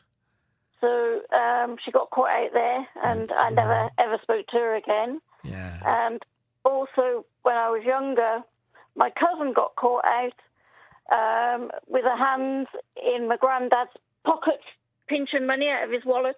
Oh, that's not nice. I hate that. No. And also on the your Night Owls page now, what you was on about, well, someone had put a picture of you with your headphones. Uh-huh. And said they're the headphones that you've had for years. Yep, absolutely. Or something. Well, my mum, believe it or not, she's got a cheese grater, which she had as a wedding present in 1961. Jeepers. She's still got that. Yeah. Hell's teeth, that must be rotten with cheese by now. No, it's still works. Brilliant. And she's also got like a hand whisk. Right. Where you'd like turn it with your hat, like yeah, one of them spin it round, one of those kind of thing. I know exactly what you mean. So that's So what from we've about got to do now 1969. is, I want to know what everybody at home, what their oldest thing is, and I don't mean part of their body. What's the oldest thing that they've got from way back in the past? The oldest thing. We'll get a few of them tonight too. That's cool. That's a good challenge to start us with. Oldest thing you've got. The other Sue that phoned up a little while ago, a couple of calls ago. Yeah. And she was on about the letter she's received Yes. for the jab. Well, I had a text message from my GP surgery and inviting me. So I got my COVID on Thursday. Did you get it from your doctor, or did you have to go to one of these places? My doctor's surgery messaged me where it was, and it was just through at the Washington Primary Care. All right, so it wasn't too far for you to go. Good. 2 minutes up the road in the car. Brilliant. You know. But my husband had the letter, so I went online to do it for him. And there's all these other vaccination centres. Right. You know, instead of the Washington one. Right. I can't understand it. So I phoned the Washington Primary Care to say about my husband. Yeah. And they give us another number, which I rang, and the call handler said, he says, I wish they'd stop sending the letters out. He said they come from the Nightingale I see. vaccination centres. And then the surgery sends another one out, so you don't know one side doesn't know what the other side's doing. What he said was, just ignore the letter. He said, it's all right you going to a centre and getting your vaccination, your first one, but then they can't track you for your second one. Oh, blimey. So you best go from the one that your surgery sends you to then. Yeah, so he said to us, phone your GP. Right. So I phoned the GP, and my husband's got his on Wednesday at the same place as I went to. Champion. Hey, well, stay safe, Sue. Good to hear from you as ever. Thanks for coming on, love. Okay, thank you. All the best. Bye-bye. Somebody told me that what they call the needle is to get juked. Have you been juked yet? Now, I've not come across the expression before. Have you been juked? Did your juking work? Have you decided against getting juked? Is it juk on or is it juk off? It's up to you. 0191 488 3188. Nighttime routines have been scant. We're going to talk to Caitlin very, very soon, but let's have a chat with another star. The stars coming out at night on Night Owl's Greatest Hits Radio Northeast. And this star is Mark Knopfler talking about, well, home. Making some cross references between New York, which is Rockaway Beach, and Whitley Bay, where I used to go when I was a kid. A place called Colour Coats. Sit on the beach and play, make sandcastles and run around. And fairground was there, the Spanish City, which was, they called it Spanish City because it was exotic. You know, it had this white towers that looked like minarets or something. And everybody called it Spanish City, and I thought it was a fantastic place. And there was also a big fairground that still does, to the Town Moor in Newcastle every year. And it's the biggest fair in Europe. That's right. And that had an endless fascination for me too. I just loved the whole deal, you know, it spoke to me. The smell, the diesel and the macho thing of the guys that operated the Dodgems and the waltzers, you know. I just used to think that was great. The life that I was living, which was touring and working hard with the band and everything, was being similar to being rocketed around on one of these rides, rattling and cracking around the place. What else can I remember about it? I always did the Skaters Waltz, which I remember singing on the beach in Colour Coats. It starts with that. That tune, I used to gargle it in the back of my throat, try and imitate that sort of whirling, well, it's a sound that played the Skaters Waltz. I probably put that together over a long period of time in London and New York, which was the same as all the songs on that record, I think. You know, we put a lot of hours into each one, so it might take a couple of countries to get the thing done. Some songs write themselves pretty quickly, other songs take a while. There is no formula. Right, so you could win one of these as well, which are like little night owly things. You get a radio, you get a couple of owls, you get a star, you get a moon with a little star on it. Bonny things they are too. So if you would like one of these and the... there you have it. The Night Owl's mug. You can have... Oh, that's not fair. Put it back in its little packet and you can have that. That's the prize for tonight. So if you'd like it, all you have to do is work out what the greatest hit link is. All of the answers are linked together. You got to tell me how. The first clue is this. Patti Smith's greatest hit told us there's more to life than daylight. Okay, so the answer is the name of a song. Second clue. Why Manfred Mann's Earth Band wore sunglasses. Okay, why Manfred Mann's Earth Band wore sunglasses. The name of one of their hits gives you the answer. Okay, so 2 clues down, 2 more clues to come. Let's get talking to the people that count. Caitlin from Ashington is next. Hi, Caitlin. Hiya. Hello, darling. So what's your nighttime routine then? Well, it normally depends on what's on telly. I normally end up watching spooky programs while I write. Oh, while you write? What kind of stuff are you writing? I'm unsure at the moment. Like, I had an idea ages ago, and it sort of started as a short story, and it's progressed to 200 and odd pages. Well, that's obviously a good story, though, to keep you going. Yeah. Is it like a horror story, a ghost story, a thriller? What is it? I think it's looking like a sort of teenage fiction sort of thing. All right. Or lovey-dovey, kissy-kissy, touchy-feely ones. Ish. Okay. So it started off being a short story. What was the crux of it when you started? Because it's obviously it's got a life of its own too. It's 200 odd pages on. This is a serious book. This is going to be a bigger one than you thought. Well, the main premise was, what if someone found a long-lost sister, and then it progressed to long-lost sister is a student at college, and I was like, what subject should I do? Right. Just been working out all that stuff. Right, and presumably having relationships with people and good things and bad things happen along the way, that kind of thing. All right.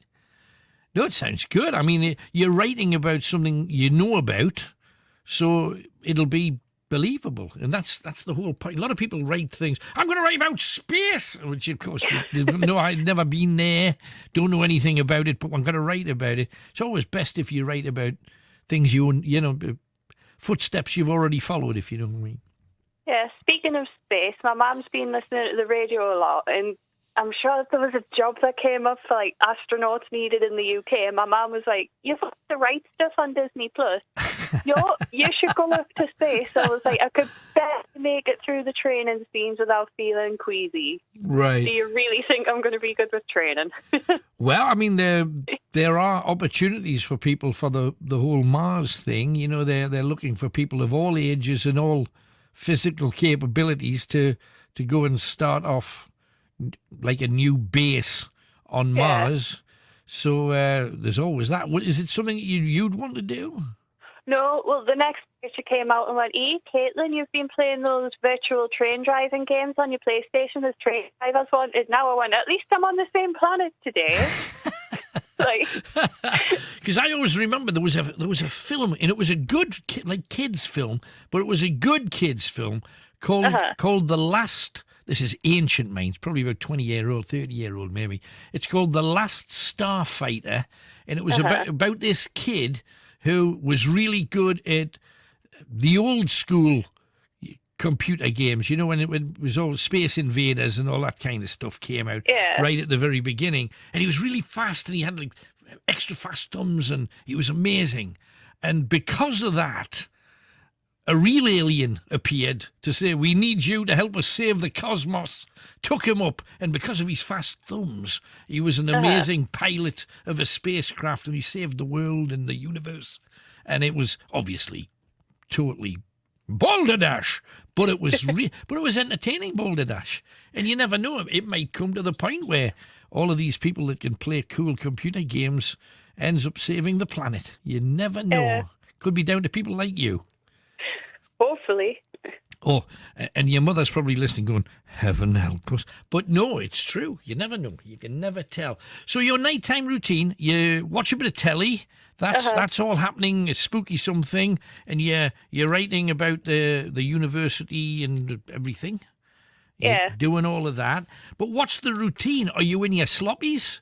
Or are you still in your clothes? Comfy clothes, PJs. PJs. Now you say with a cat. PJs with a cat. Gotcha. Yeah. I've never seen a cat in PJs, but I presume it's a funny thing to say.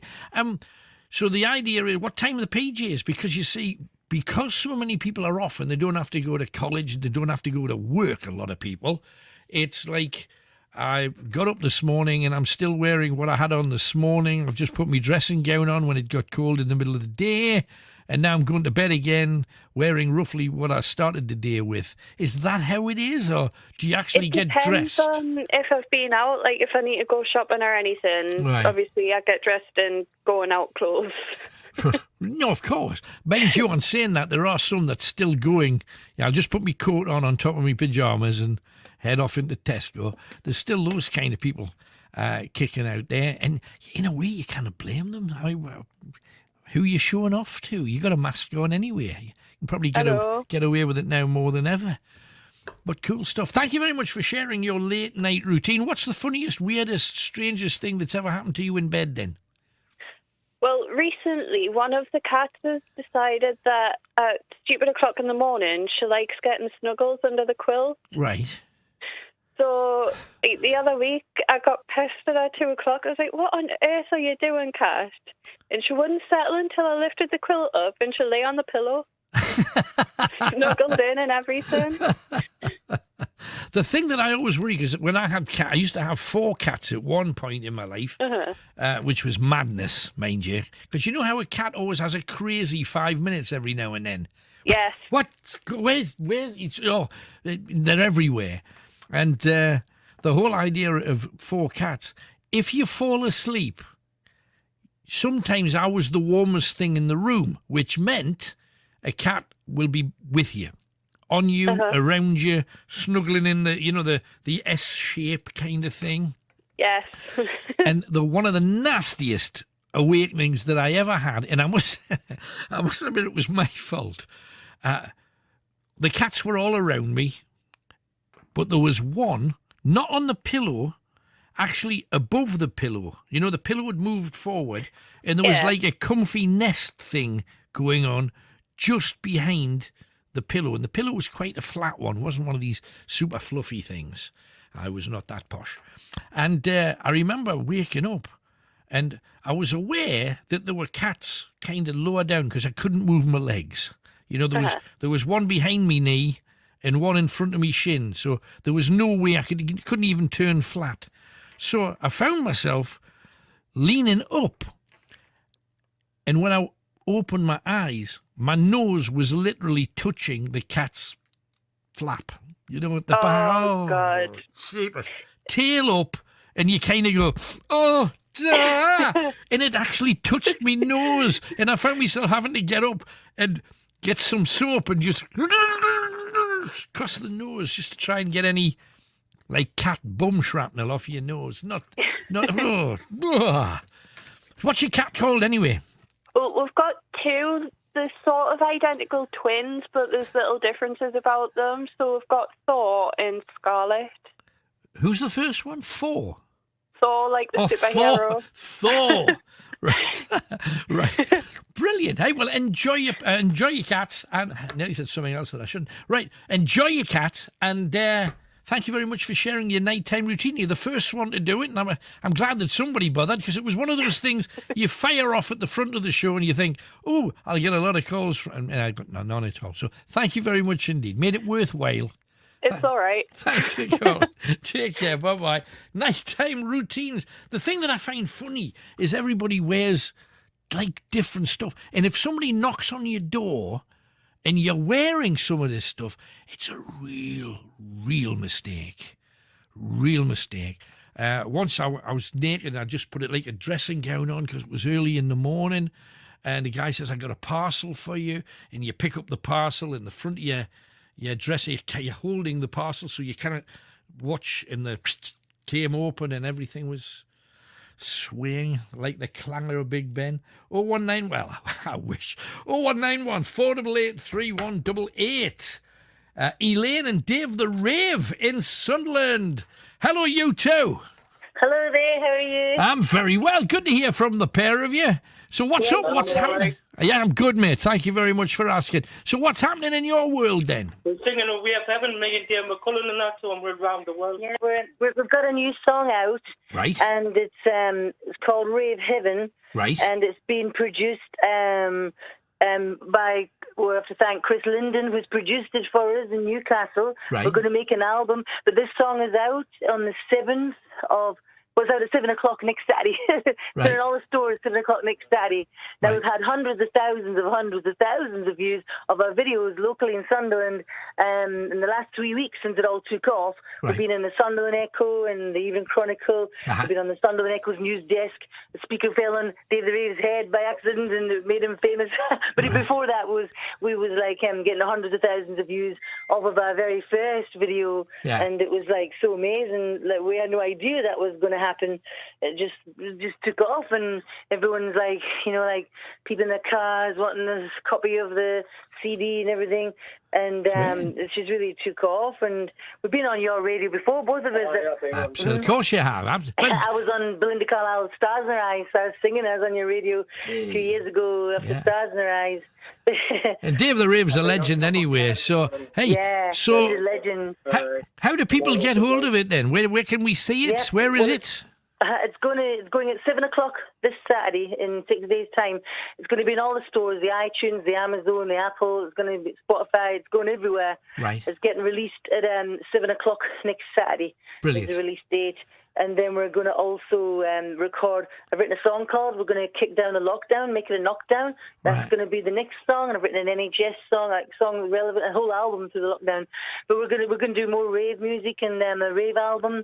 The knockdown song I wrote it as a rave. All right. That. Yeah. When I was about 10 newspapers singing then. And so we're going to be recording that one next. And we're doing a video in April for a Rave Heaven song. It's going to be in a video. And that's when the producer believes it gets even more famous once we're on the video. Right. And so, I think Dave want to speak to you as well. I passed the phone to him. Yes, please do.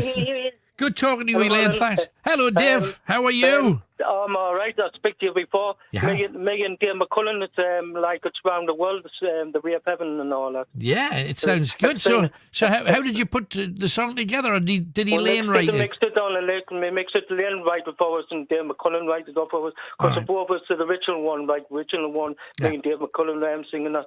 Yes. Because we're all around the world and that. So they've been on club, they've been on the radio and all that. No. All the radios. Right, no, it's good. So everybody's going to wait for 7 o'clock next Saturday. Aye. And then it all begins again. What's it feel like to be that famous then, Dave? I've been famous for years and that. I've been on soccer with Dave TV, was falling and all that, and singing on and all that. Yeah. And doing God's work and all that. Yeah, you're doing great things, Dave. I'll put Elaine on. Okay, thank you.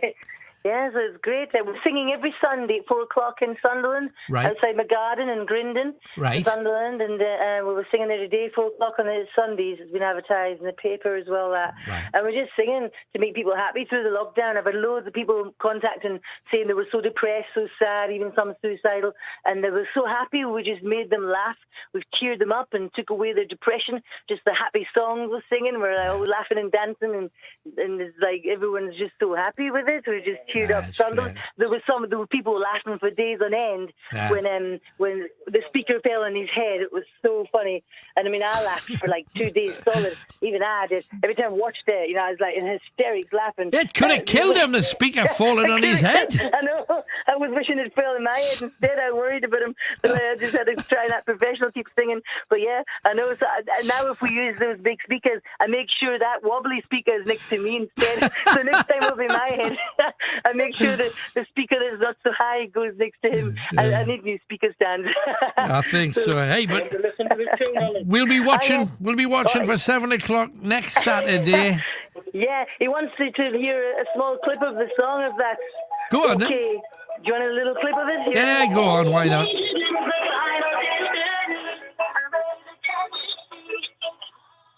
Oh, no, it's not working terribly well. But we watch out for it on next Saturday, 7 o'clock. What a shame. It never works playing music down the end of the line unless you're playing it live. You know what I mean? 0191 488 3188. Oh, here we go. This has just come in from Jackie. Hi, Alan. Some years ago on our council estate, we had a van that drove around selling pop. We called it the Lowcocks Lemonade Van. We asked our dad every week, can we get some Lowcocks lemonade? But we couldn't get any because we were poor. Then one day I was at my friend's house over the road and we went into her pantry and she opened a bottle of Lowcocks lemonade. She was putting the top back on the bottle and I asked her if I could have a drink. Then she dropped the bottle with the top on. It landed on my big toe. The bottle didn't smash. And I ended up on the kitchen floor, rolling around, holding my foot. Her mum came in because she heard me, and her and her friend were laughing. I went home and didn't see anything. Then about a week later, my dad saw my big black toe and asked me what happened. I told him, and he said, you can just pull the toenail off. I put my socks back on and left the room because I didn't want my dad to rip the nail off. Anyway, after 6 weeks, the nail just fell off, but we still didn't get any Lowcocks lemonade, says Jackie. There you go. Don't know whether women... So women... Just, Tony, women obviously like Lowcocks. Just leave it there and press on. 0191 488 3188. We've got Kay, who's in Lowfell. Hi, Kay. Hi, Alan. Hello, darling. What are you talking about tonight? Oh, what I'm going to talk about is, let's think. It's right. So, my husband's so lucky to have me because I scream in my sleep. What? What? Just out of the blue? Yeah, but I think it's things that sort of make us think about things. Right. So, what kind of thing, if you're thinking about it, would make you scream then? Like an event or something that's happened, or it would be on my mind. I think that's what it must be, something that's happened to us or something that I've known about or read about. Right. And then it must be still on my mind. Because I was thinking, because you know, men in bed with a woman, you know what happens. I was imagining something fell out of his pyjamas and you scream in your sleep automatically, just as like a prevention measure. Look, I'm asleep. Oh, God, no. Leave it alone. No, Alan, never. No, never. No, I can't believe ever. Never. Never. Never. No, of course not. No, so, but it would be like something like you'd seen a spider or you'd dreamt of a rat or you'd seen a horror film, that kind of thing, or? I think probably life events, but I'm not going to go into them because there's been quite a few. Right, okay. But it just sort of like reminds us of things that's happened. It must be playing on your mind. Yeah, I hate that. And then I just like, it's as if I just scream. And I mean, the first time it happened, it was awful because that's when we're just going out together. And you can imagine just going out together and like we're lying in the bed, and then I just start screaming my head off. And he was saying that he thought somebody had broken the house, that I was being beaten up, or right, yeah. You know. Well, it's the first thing you'd think if somebody screamed, you'd turn around and wonder what was going on. Yeah, I mean, like proper screaming, not just a little whimper. Yeah. What do your neighbours think? I mean, do they not think you're being murdered in the night? Because you know when it gets really quiet, everybody can hear what goes on in people's houses. Yeah, probably do, but they're so nice they probably just don't see anything. Because I mean, I have had a couple of things happen to us, like in the past, like quite a few years ago. And I'm talking about when I hope Jim doesn't mind us talking about this, but just like when I was married the first time, and we went up to the Sun at Walkwest. And I mean, there was me, you know, Dominic's dad and Dom, and he was only little. Yeah. And we stayed in the Sun at Walkwest, and I'm lying in the bed, and all of a sudden I opened my eyes, and there was a Grim Reaper. What?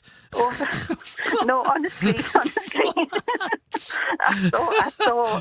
Like, I'm surprised you're still here then. No, this is the things that happened.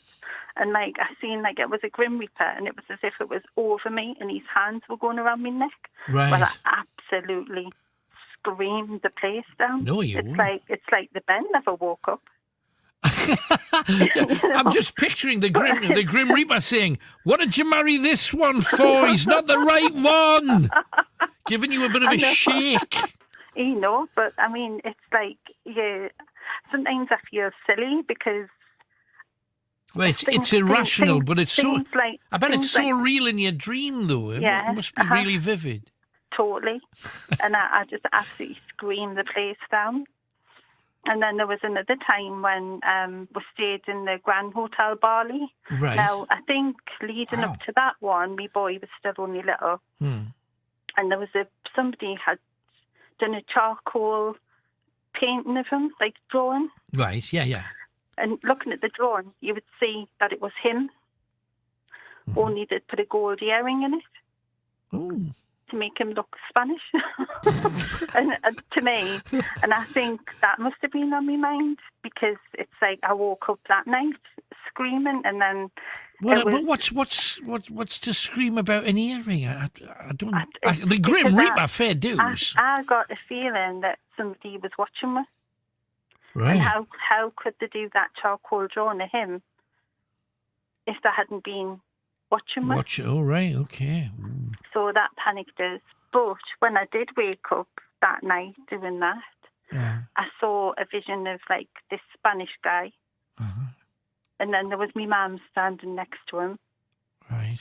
And then there was a little girl with a teddy bear. And they were all like swaying from side to side in the line. Right. And I just grabbed my boy and I just said, "You're not getting him." Right. Oh, cool. You really think deep about these things because they're probably relatively superficial, you know. Yeah. But once you've thought about them enough, suddenly they're something vicious or something nasty is going to happen. Yeah, it is. Not good. It's just like things like that just sort of must play on my mind. Right. And like I just probably just doesn't go away. And then I end up screaming for some reason. Right. And as I say, Jim just keeps thinking that somebody's like stranglers or, you know. I would imagine after you've done it 3 or 4 times, he's wishing it was somebody strangling you. Well, it was funny because the other day he says, "Well, it's like, I know when you're going to have a Fiji now." Has he not moved on to earplugs yet? Because that's a scary, you know, if somebody screams right next to you, it's like you cannot help but... Honestly, I know. It must be awful for him. He knew what he was signing up for, come on. I know, but he's a fantastic husband, you know. I mean, I watched some really crap telly on a weekend, and bless him, he only puts his headphones in. Because he wants to be with you, but he doesn't want to go through that. He just doesn't want to watch me telly with his No, I can't blame him. It's funny because... as occasionally, I often get criticised at home because if I want to do the same thing and there's some TV that's real, and do you know the ones that do it for me? And I don't know what the crap telly you're talking about is, but in the Robson Abode, sometimes it's, here's the story of a missing person. They're going to talk about how this person got lost, how they're missing, and then at the end of it, you discover they're still missing and nobody knows any kind of answer at all. But we've just spent 30 minutes hearing that they're bloody missing. All right, it's not nice, but they're still missing. And then then the very next, because you know they put these programs on one after the other. Here's somebody else who's missing, and in half an hour, and they're still missing. And you go, what is it? I have to zone out. But the problem is, if you zone out, and she should actually say something, it's gone. I've just told you 5 minutes ago. Oh, you're in. Gotta be so careful. Gotta be careful. Hey, but lovely talking to you, Kay. Thank you for sharing your nighttime routine as well. Right. Good stuff. You, thanks, darling. Bye-bye. Oh, that's nice. Oh, our night routine's coming in now. Oh, it's a late boiler. Coming to the boil late. Just want to comment on my late night routine, says DJ Banger. I listen to Greatest Hits most nights, but always on a Sunday. And around midnight, I have a cup of tea and take the dog out for his last wee, which can be a challenge sometimes, as he just stands there like a banana. Ooh, impressive.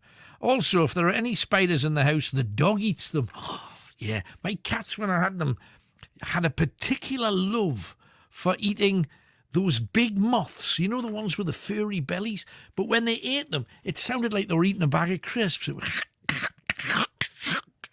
not good for the moth, I suppose. Let's have another quick one. We got Easter, who is in Howden, of course. Hi, Easter. Hi, hello. Hello, mate. How you doing? Hello, mate. I've got a little list, but when I look that way, I'm going to start from the bottom. Okay. Tip of the day, if you've got kids and they like Haribo, put them in the freezer first. They last twice as long. Oh, right, okay. Right.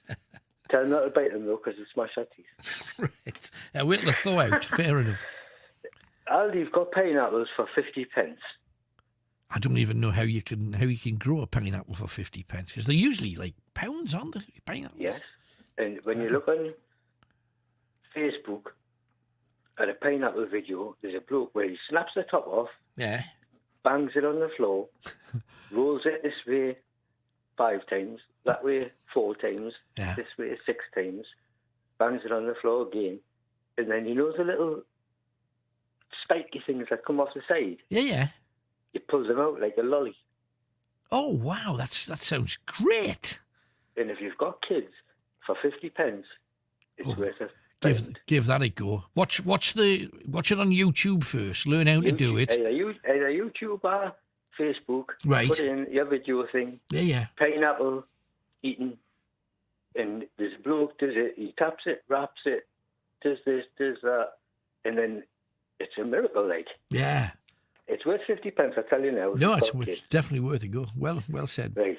And the big, I'll start from the top, is Steve Wraith. Aha, good man. Hey, he's more than a legend, isn't he? Yeah, he's a good lad. He's everybody from, I don't know, Paul Ferris. Mm-hmm. Can you imagine his phone book? Isn't he thing? He knows everybody, from Stevie. Dave Courtney to Alan Shearer to the wee man to, do you know what I mean? Yeah. What a legend, man. He's a good man. He's another one, not for kids, like, for sure. But he's just interviewed on a podcast thing, Charlie Bronson. Yeah. Who needs to be freed, like, for me. Mm. You know, he's never killed anybody. Yes, he's probably hurt a couple along the way. Oh, a few, but yeah. You know what I mean? And he is a crazy man, like. Mm. But to do 30-odd years and never killed anybody, you know what I mean? Mm.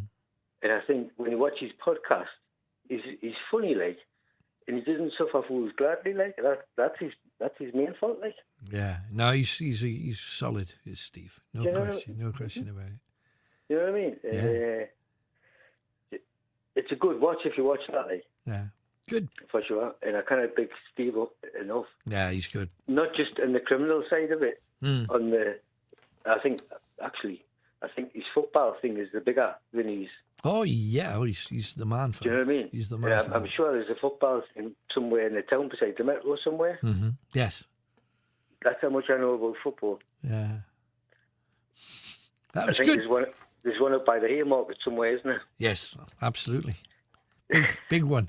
So you got a joke for us as well, have you, Easter? You know what it is? It's not even one of my jokes. It's one of Charlie Bronson's jokes. Go on then. He had constipation for 3 weeks. Right. He can't see the doctor. The doctor says, "Charlie, what you been eating?" He says, "You know what it is? I've been eating snooker balls."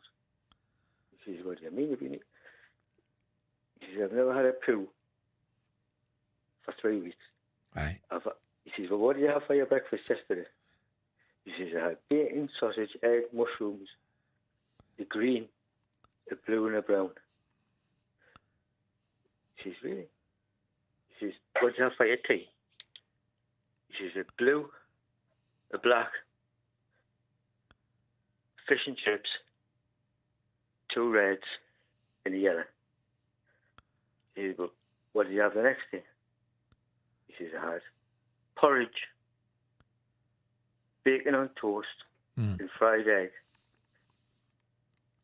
a red, 2 browns, and a yellow." Right. Doctor says, "There you go. You know what your problem is, don't you? You're not getting enough greens." Oh, there you go. Nice one, Easter. Thank you very much. There you go. And oldie but a goldie. give us a call. What are you going to talk about tonight? Nicola's just been on, says, Alan, I've never seen anybody at the COVID testing site at Durham, and I pass it loads, and there's no one ever there. Also, Claire lives opposite the COVID testing site in Morpeth and says the car park is always empty. She's only ever seen 3 cars parked in there in an entire day. And there's a longer bit where she says she's often in the garden, and one day nobody went in, as far as you can tell. Testing, hopefully we can forget about to a degree if everybody gets their chucked, as we were talking about before. Got a third clue coming up very, very soon. Let us talk about stuff. We've got Sean, who's in concert. Hello, Sean. How are you doing? All Good, right. good to talk to you, man. Good to have you on. Well, this government makes me bloody sick, Alan. Why? What's happening? They turn around and say they're squandering all this money, right? Where is the money for the bereaved families that suffered through this pandemic? Where is there's thousands and thousands gone into debt through funerals on no fault of their own. Right. Why can't the government give some? Because the funeral directors must be raking it in. So where's the money for the bereavement families? Well, I mean, traditionally, if you think about numbers dying, sadly, and we know that... But the government they keep saying, oh, yes, we did make mistakes. They make the biggest mistake in bloody January when they never told any about it in March. Right. No, but when it comes to funerals, is it does the government have to bury our families, or is that not our job? And I understand that there's a lot of people not got a lot of money. I understand that, but no, I'm on about people that have died through the disease. Well, I understand that, but what's the difference between somebody dying from cancer and somebody dying from COVID? Surely they both have the same pain, and people with cancer don't get any money for a funeral. No, but the government knew. The government knew about this, Alan. The government knew about it in December 2019. Right. If the truth was known. Mm-hmm. So why didn't why? You see, there's such a cover-up here, Alan. There's a cover-up, mate. You know, they turned around and said, yes, we knew about it in January, but we did nothing to tell the nation in March. What difference would it have made, though, if they'd have said there's something horrible coming? Why would they panic everybody in such a fashion? Because they said it was going to, that they were only being about 20,000 lives. That's what they said in the beginning. Or we'll be pleased if there's only 20,000 lives. Yeah. You know what I mean? And then they turn around and say, now there's 120,000 lives. So who's to blame? Yeah, but is the government to blame for a virus? No, they're covering up, Alan. But what are they covering up? If they knew about some, for example, if you were, it's difficult to say, but if you're in government, and I'm not sticking up for any political party because I don't trust any of them, but if you're in government and somebody says, nasty virus just kicked off in China. They were told 3 years ago, man, that this could happen. Who told them 3 years ago? Well, I don't know. These people, there's some people told them, I don't know who it was that told them 3 years ago that there could be a pandemic. Well, I know they've had discussions about it, and they've talked about the possibility of pandemics because they've had pandemics before. Asian flu came about. They had the Ebola crisis, and they've had loads of these things over the years. But if you're not sure whether it's going to affect your population, you don't put the wind up everybody, do you? Just, by the way, there's something coming our way. Loads of people are going to die. I mean, what could people do to protect themselves? Because back then, they didn't have a clue what you had to do. They didn't have any idea what exactly the virus caused. So how could they protect you, especially 3 years ago? Look, Alan, man, they sent the scientists over a year too late, mate, over to China. They've cleaned the place up, man. They're not going to find nothing over there now. Well, and you know, and at the end of the day, the government is to blame for these deaths. I don't give a damn what anybody says. So to in blame America, for these it's deaths. their fault they've died. In Germany, it's their government's fault they Because died. they did nothing about it, Alan. They kept it under wraps till it went out, till it spread so much. Well, I think at the very beginning they hoped that it wouldn't be as bad as was being suggested. Now that it is, they've got to pay for it. By paying for... That's why they've hushed it up, man. Well, okay, let's say for sake of argument, and there's a degree of blame, and I do think pretty much every government across the planet has handled it not perfectly, that's for certain. But let's say for sake of argument that they say, okay, we made a mistake, we didn't think it was going to be as bad as it was, it's been terrible. And we've tried to cope with it as best we can. We've made mistakes along the way, but that's how it is. No government in Britain has ever had to deal with something like this where you shut down the entire country. It's the first time it's happened. We've learned from it. That's probably what they would say. But why would you... These people, Darren, Alan, man, these people wouldn't have died. Well, how do you know? Come off it, 120,000 in a year. Yeah, how do you know that they wouldn't have died if the government had said this thing's coming? Because they're dying this week, and we've known about it now for months, so they're still dying. So how would they not have died if the government had said, oh, by the way, there's something coming that we're not sure about? I don't know how that helps you. If it's on the death certificate, right, which it will be on the thousands of people's death certificates, certainly should send it into the government, and the government should pay for half of the funerals. Because at the end of the day, Alan, these people are scrumping and scraping for funerals that should never have been. Well, some people argue, and I'm talking medical people argue, that if people who have ongoing conditions, long-running conditions of one sort or another. I understand that. A lot of these people may well have passed had they got flu or pneumonia or a virus of another sort, because there's lots of stuff happening out there. Just why? Because when you say the government should pay, you got to remember the government gets their money from everybody else who's lost their job they've lost their jobs, their companies are shutting down, they're losing their houses, but you want those people who've already been kicked to pay. Alan, the squandering billions on a train that nobody billions on a train that nobody wants. Can't defend that. Right? Can't defend that. But I'm not even going to try. I don't think that the people who have suffered, and I to be honest, hand on heart, I agree that an awful lot more should have been done for the most vulnerable right at the very beginning. That's what I'm telling you. That's what I'm asking. They seemed to have just shut down the elderly and said, cope with it. We're not going to help you. You can't see your doctor. Just stay where you are and stay safe. I get that. I understand that.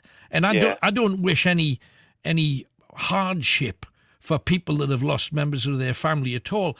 What I'm thinking about is if you do it for people who have died through COVID lowering your immunity so something else kills you, which is essentially what happens, because you can't die of COVID on its own. You've got to die of something else because your immunity's down. So if you've lost a member of your family, and I'm terribly sorry for anyone who has, but if you have, and you pay for half the funeral, why shouldn't the government pay for cancer treatment? Because maybe if the doctor had diagnosed them earlier, they could have been saved. It's just, once you start paying for that, then the National Health Service, who can't cope already, is going to be inundated with other people saying, well, pay mine, because there was a mistake here, or the National Health Service should have caught it quicker. It's just...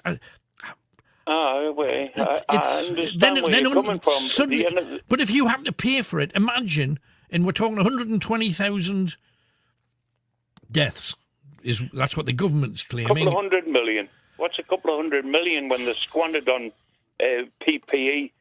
Yeah, but it wouldn't be a couple of 100 million, would it? Because then everybody else who's died of something else that they can point the finger at somebody else for is going to say, well, you have to pay mine because... And if you're paying for them, you've got to pay for these. well, not really, because cancer's been with us for donkey's years. You've got so cancer cells in you've got cancer cells in your stomach. You know what I mean? So you kind of turn around and say, anything can trigger cancer off worry. Worry is a bad thing. But at the end of the day, absolutely. This is the government's blame. There's no doubt about it, Alan. No doubt about it. And the truth will come out. Well, but these poor families that are suffering because they cannot, $4,500 for a funeral. Why don't the funeral directors turn around and say, they're making a fortune out of it. There's cheaper ways of dealing with it if you go looking for it, but also this is banking, and every second advert on the television tells us, get yourself insured, make sure your family doesn't have to pay, it's only this amount a week. And hey, I'm from the West End. The first thing that goes when you're on the cheeks of your backside is your house insurance, your health insurance, all of that. Yeah. If you've got it, that all disappears. Your pension, all of those things go when you're on the cheeks of your backside. I understand that too. When you remember, what's 100 million? Well, when you're something like 500 billion in debt before you start, 100 million is a chunk, and that money's got to come from somewhere, and it ends up coming from the very people, in taxation, in council tax, in all the other ways that the government can squeeze the poor. That's where it comes from. How can you justify a train that's costing billions and billions or hundreds of billions of pounds? Yeah, how can you justify it then? Yeah, I hear you. Absolutely hear you. 100%. 100%. You know what I mean? I do. Sean, thank you very much for your call. Strong words. We've got to take a very swift break. We will be back soon. What's your view? That damn train thing, you could argue, it's going to speed up your time from London to Birmingham, though. Yeah, I haven't quite worked that one out myself. 0191 488 3188. Alan Robson with you, and I'd like your view on anything you want to talk about. Nighttime rituals, if you want to take smiley things. If you want to talk serious things, we do that too. And we're back after this.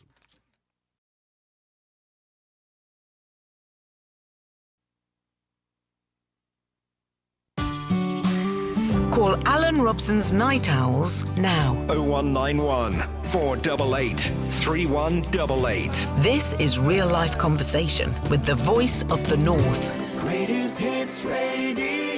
And we're heading up the moons. We've got Brian, who's up there in concert. Hi, Brian. Hiya, how are you doing? I'm good, man. Thanks for being with us. What are you talking about?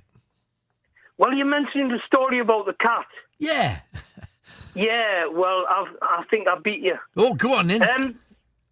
Well, I woke up in the middle of the night with a stabbing pain in the end of my penis. I threw the quilt back. I didn't know what the hell it was, but I threw the quilt back, and there's a cat lying on its side with its claw poised to stab us again. Oh! Well, me and the cat fell out for quite a while.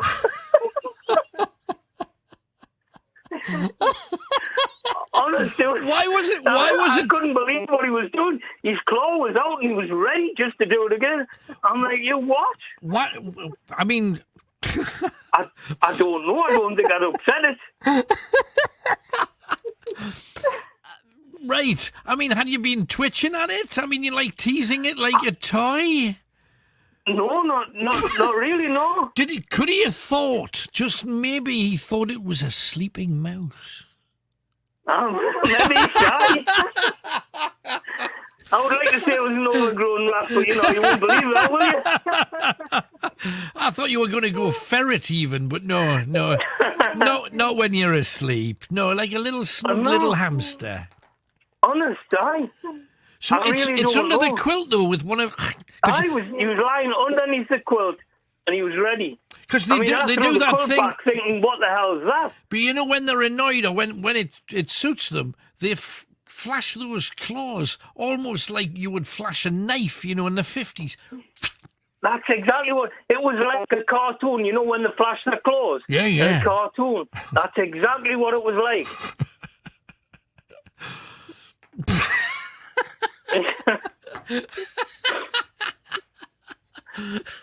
And you're thinking, oh, the cat loves me. He's snuggled up in the bed. Isn't Yeah, that lovely? Oh, dear. Yeah, I used to think he loved us. Was he? Or could he possibly have been getting his own back because you had the cat spayed? Well, very possibly. Because it wasn't long after he got spayed that he'd done that. So, yeah, very possibly. He's probably been planning it for weeks. Because I remember one of my mates was... he used to get up in the morning and have a bath before he got ready for work. And he was telling me that one day he was hunkered down, putting the bath on, and he was putting like Radox and stuff in the bath, but he was naked, and his from behind. Oh no! His testicles, you know, a man's testicles. So they're kind of like a trombone. When you're young, they're very close to the body. As you get older, they start to droop down. His were a bit droopy, and the cat just ran and jumped at his testicles with the claws out. Oh no! And he went head over into the bath. He's screaming. Well, you just would. Because cats... wouldn't you? Cats deep down are just... There is an ounce of wicked in cats, I think. Well, I think you've got your measurements wrong. Like, they are 100% evil. You can't trust a puss in the dark. That's a fact. No, you can't. Carved in stone. Carved in stone. And what was the cat called then? Frodo. Right. Why? Well, at the time, Lord of the Rings had just come out, and my kids named the cats Frodo, Sam, and Merry. Oh, there you go. I understand that. That's cool. That's pretty cool. Next door, the man next door says, I'm scared of cats, and this cat keeps coming asking us for milk. Right. I says, well, I'll take it in, and we'll find the owner. I didn't find the owner, but she had 3 kittens 2 weeks later. Oh, blimey. Right. So I had 4 cats instantly. Jeepers. You're your own worst enemy. You cannot help themselves. Yes. Absolutely. Guilty as charged, Your Honour. Hey, great stuff. Top story, Brian. Thanks for sharing. And I presume you're welcome. I'm hearing a woman laughing in the background. It's my wife. She's listening as well. Hello, darling. Did you look after his little man when it was hurt? Of course. Good. I was so tempted to say, did you kiss it better? But we'll leave that alone. Move on. Thanks, you two. Good talking to you both. Thanks for coming on. Okay, thank you, Alan. Take care. Bye-bye. Oh, my goodness. Can you imagine a claw anywhere near that? 0191 488 3188. We're going to talk to a star right now. And we'll be back yon end of the news. However, it's Robin Gibb from the Bee Gees. We asked him about, like, early doors. The three brothers actually were born in Douglas. Every time my mum got pregnant, she went and had a holiday in the Isle of Man.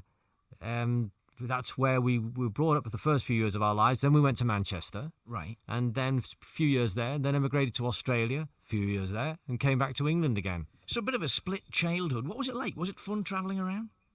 Yeah, it was actually very educational because we went on one of those very cheap sailing emigration plan trips to Australia, and we got to stop off at all these sort of exotic places. Fantastic. Little kids, you don't normally see those things, you know. Absolutely. Oh, yeah, like £10 for the whole family to go to Australia on the emigration plan. Fantastic. But we got, it was great seeing all those places. 3 weeks at sea. Yeah, sounds really cool. Were you a good kid, bad kid? What kind of lad were you? Wasn't too bad. I mean, we were actually into music at a very early age, so the three of us were actually, you know, we didn't have a lot of money, the family, so we just used to, you know, get lost in our music, and the three of us would just have this little world of our own. So we didn't really mix that much with other kids, and so it was just, you know, we had each other most of the time. Right. But I would have thought, though, that would make you learn all the nasty things about each other and ultimately fight like cat and dog, because siblings usually do. Well, I think we did, but I think that wore off as we got older. But as kids, you know, we were still the normal kids that fight with each other over stupid things. But yeah, I mean, that's what brothers do, isn't it? So they fight. Absolutely. So who always won then? Who always won? Well, the strongest always won. Might is always right, is it? But yeah, it's, you know, we just normal kids really growing up.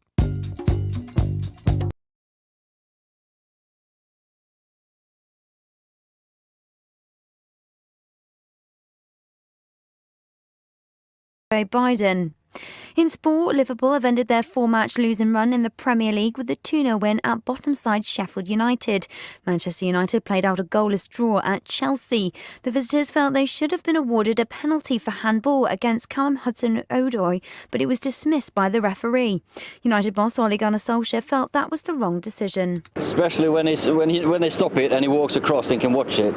From here, you can see it's a handball, but you think it's our player that does it, and they're shouting it's handball for our player, and then when you look at it on the video, it's taken 2 points away from us. Tottenham thrashed Burnley 4-0, while Arsenal won 3-1 at Leicester, and St Johnstone beat Livingston 1-0 to win the Scottish League Cup for the first time. From Sky News, I'm Georgina Campbell. OK, let's get to the third clue for the Night Owl's mug and that lovely piece of Night Owly jewellery, courtesy of Sue. So, it's the last one as well. I get that. So, if you can work out the links, the greatest hit links, what ties all of these 4 clues together? Now, remember, the answer in each case is a hit song for the people we're talking about. Okay, the first one, a Patti Smith greatest hit, tells us there's more to life than daylight.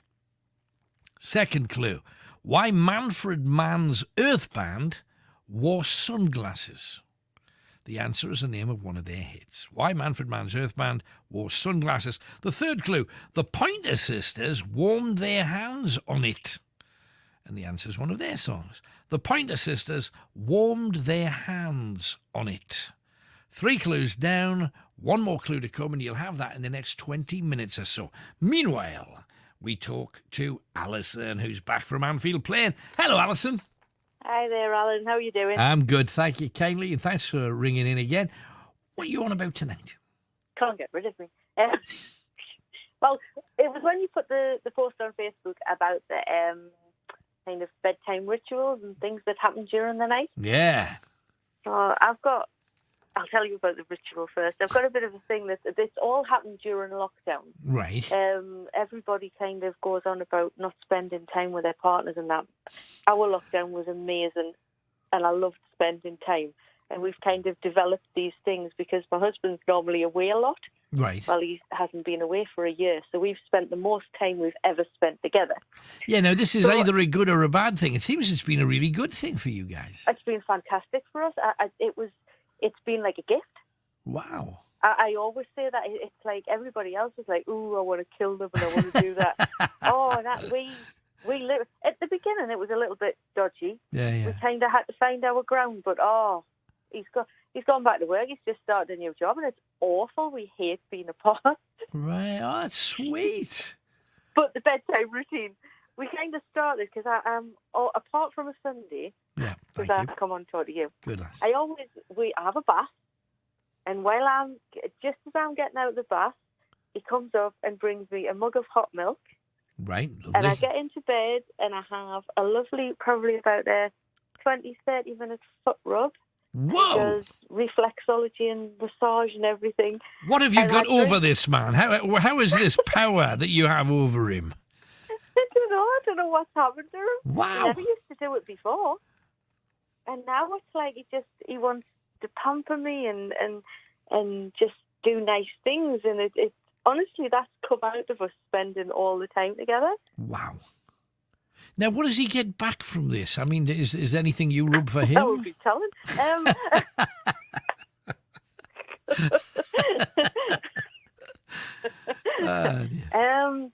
What does he get back from us? Well, all kinds, really. We just spend a lot more time enjoying each other's company. That's good.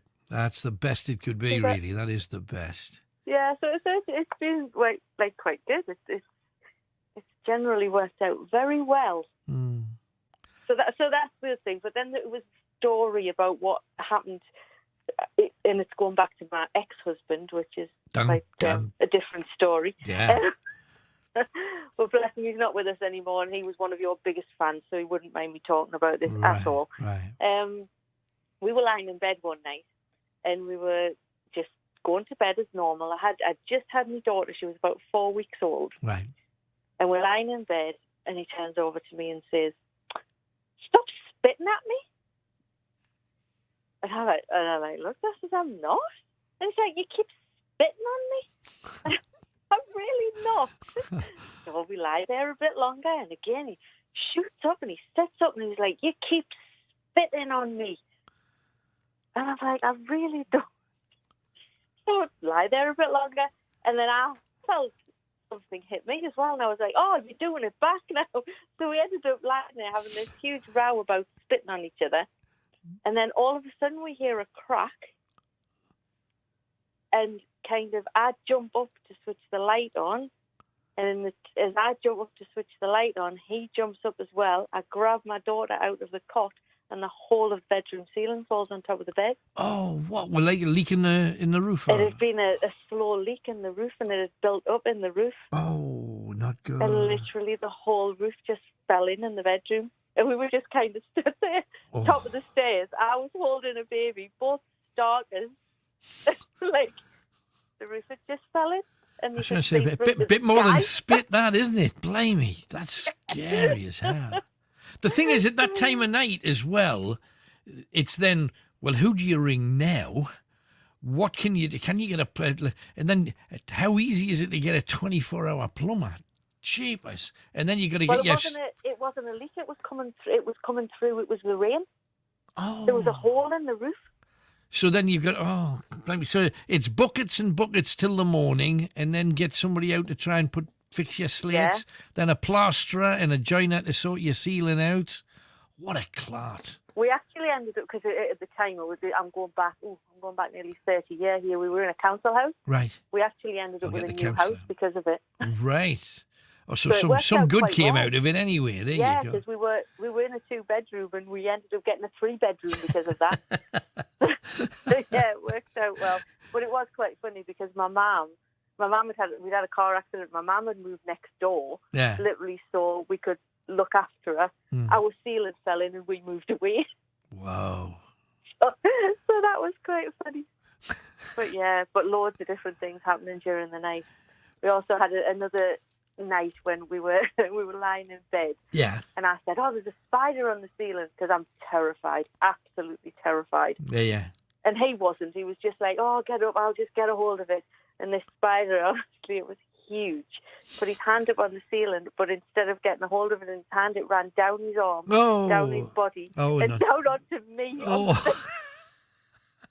And it was like fly around the bedroom. Oh, dear. The recent thing that I did, I mentioned it a few weeks ago on the show.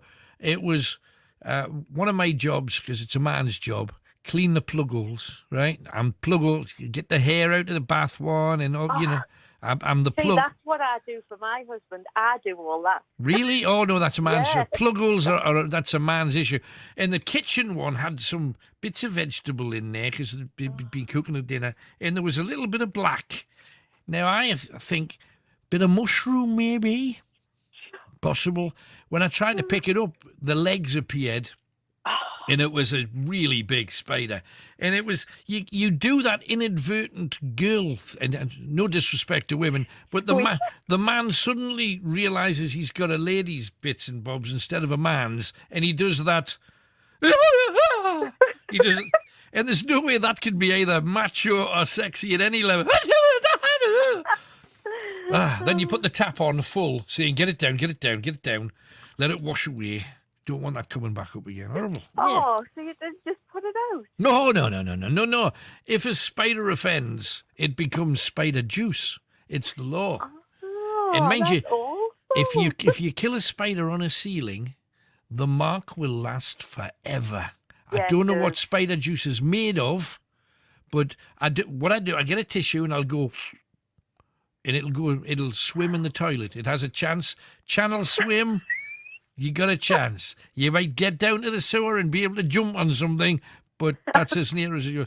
Occasionally, I used to do that thing where you put a card under it, you get a glass, you get a bit like a postcard or something, and you carry it to the door and you hike it out, because then they kill the flies and the mosquitoes and all. They do a good job.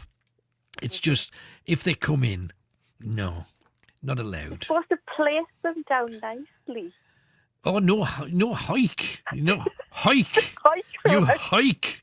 And I do see the hypocrisy of taking real care. I've got all the legs, got the card, and then you drop them off the equivalent of like a 30-story building. I understand the hypocrisy of that, but that's what they get if they come near and share Robson. That's a fact. I went out the other day into our shed and had been in for a while with all the bad weather. Yeah. And was having a bit of a clear out, and then I realised that I'd left one of the dog's throws in there that I used to put outside in the summer that he used to lie on the patio. Uh-huh. And so I thought, I'll just give that a shake out and give it a wash. And as I went to pick it up, I realised that a family of mice had moved into it. Oh, right, right. And they looked so snuggly. But I did that like I'm not bothered about things like that. But it's an automatic reaction. It's just a shock of seeing living jump. things. Yeah. It's like a tiny little thing, and you have to jump. But then I didn't have the heart to chuck it out or like get rid of the throw. And I thought it's really cold outside, and so they're still living there. Yeah. Yeah. I haven't got the heart to get. No, family. I have been responsible for many a mouse death, I have to say, because I put traps and stuff in because they were eating the inside of my car. And that's not good. No, not great. But one of the, you talk about the story of he tried to get the spider from the ceiling and it ran up his arm. I did a very stupid thing. I had a receipt that I needed to keep. I was in Greece, and I think it was mainland Greece, on the outskirts of Athens at the time. Mm-hmm. And I had this receipt that I needed to give to the rep for some trip I was going on. And I'd had something to eat, and I had the receipt in my hand with the packaging of the food that I was eating, and you scrunch it all up, and I'd put it in this bin that was attached to a tree outside some like taverna kind of place, open doors, scorching heat. Do you remember holidays? That kind of. Oh, I know where you remember the day, and they'll be back. And I remember. Oh, blast off the receipt. It was in. Oh, I know where it is. So I walked across to the bin, and you put your hand in the bin, and it wasn't a spider. This lizard. Like an 80-mile-an-hour lizard, and this one was about the length of my hand. Wasn't huge, but it was big enough to, when you don't know what it is, it just roared up my arm, onto my shoulder. I felt it run through my hair, because I had my long hair down at the time. It ran through my hair and down my back. And it was like, there was like a bus trip of random tourists all around the same area. We'd stop to have an eat and look at the scenery, isn't it gorgeous, whatever. And I was just doing this bizarre, almost epileptic kind of thing. Off me back. And he only had a vest on, which makes it even worse because it's like skin all the way. Do you know what I mean? Oh, is that one of those moments where every single swear word that you've ever learned or ever heard in your life comes out your mouth? Pretty much. And people were looking at me because by the time everybody looked around, and I was still like brushing myself down front and back and telling people, look, is it there, kind of thing. By the time the lizard was probably 30 miles away, by the time everybody's looking, going, what's the matter with the ginger boy? This is... I bet it was crawling on you for hours. I bet you felt it, did you? Well, I'm not frightened. I actually like lizards. You see them on and you think, fascinating, lovely, nice, pleasant. Wouldn't hurt one. Wouldn't even drop it from a great height. None of that business. But, no, it's the speed of something just appearing. Yeah. That's the thing it's the speed of the damn thing that was... Yeah. That's like a bit like me with the rats, because like my friend had rats and I absolutely loved them and they were just so affectionate and so cuddly and whatever. But when we get the rats in the garden and they come and like peer at you and look at you as if to say like, I'm weighing you up. Yeah, it scares the living daylights out of us. I remember my dad being very kind one year when he was at a friend's house, and at the bottom of the garden there's like a tiny little, it's not, to call it a river would be taking the mickey. It's a dribble at the bottom, but just beyond the dribble, there's a small lake, tiny little lake at the end of this garden. And my dad had my nieces, who were terribly little at the time, they were looking at the dragonflies and the frogs and, the stuff. This was outskirts of Abingdon in Oxfordshire, so very, very nice. It's where his sister lived. And my dad said, "Oh, look at that, and this is, and there's flies," and he's pointing out nature, essentially. And this thing started swimming across the lake at the bottom. And my dad went, "Oh, look," and the little girls go, "What's that? What's that, Grandad? What's that?"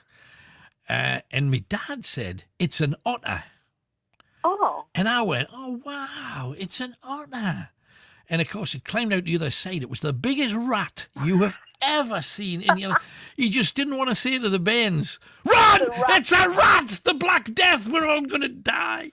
And the rat got out and did what rats did, just tootled off somewhere. But my dad, to his credit, swift thinking, it's an otter. My worry was that the bairns would then see like a pack of rats and go, "Oh, look, otters." That would have been a mistake, I think. But it gives you a totally different feeling, doesn't it? It's amazing how a word can give you such absolutely an intense feeling. Because when you say otter, you go like, "Oh, I know." You go, "Oh." Well, it made me go, "Oh, I want to see," but I didn't particularly want to see when it came out the other side. No, you don't want to see that. No, not the whale. And they do look quite cute from a distance, but yeah. I think pet rats, though, pet rats I've had up your arm and stroking and stuff. They're lovely. They're nice. They've got a really calm, pleasant kind of demeanour.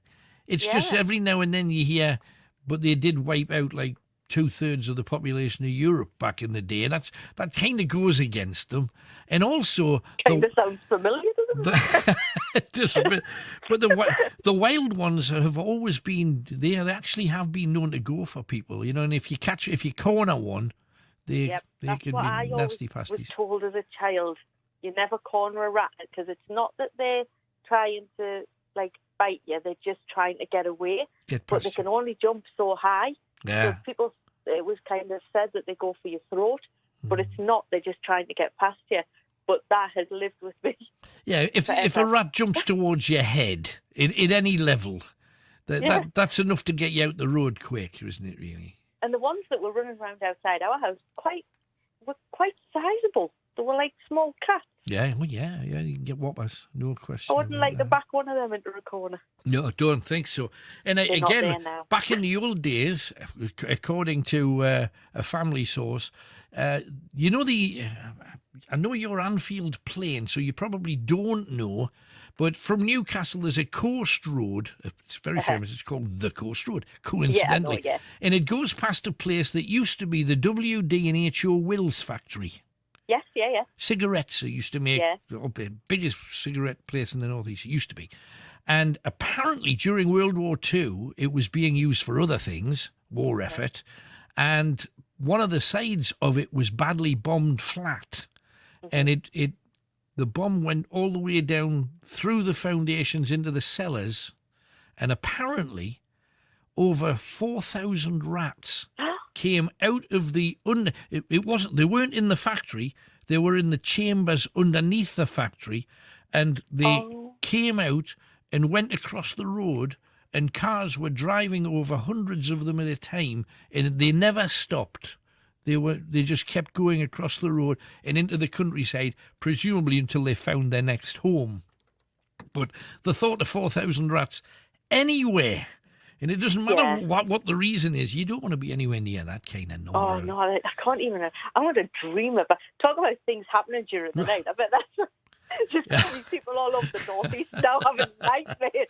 Well, we're always told that every single person listening to this is within 5 yards of 8 spiders. Because some of them are very small, some of them are very big. But wherever you are, you're within that kind of proximity. So I wonder how many yards it is before in your wall or in your attic, scurrying feet of... Just thought I'd put that in everybody's minds before they went to bed. Hey, thank you, Alison. Great call as always. Lovely to hear from you. Okay, speak to you Thanks soon, for Alan. coming on. Bye-bye. Oh, we got all ratty and strange with that one. Tell me your stories too, please. Going to give you the clue now, and then we're going to have a chat with James from the Wirral. Clue number 1. Now, you can ring in after this clue. It's actually the hardest clue. You're going to have to go through their back catalogue to work this sucker out. First clue. Remember, the answers are all songs by the people we're talking about. Clue 1. Patti Smith had a greatest hit with a song that tells us there's more to life than daylight. Second clue. Why Manfred Mann's Earth Band wore sunglasses. Third clue. The Pointer Sisters warmed their hands on it. The answer's all hits by these people. Fourth clue. The Ramones wanted lots of love because they had one. The Ramones wanted lots of love because they had one. 4 clues, all linked by something. But what?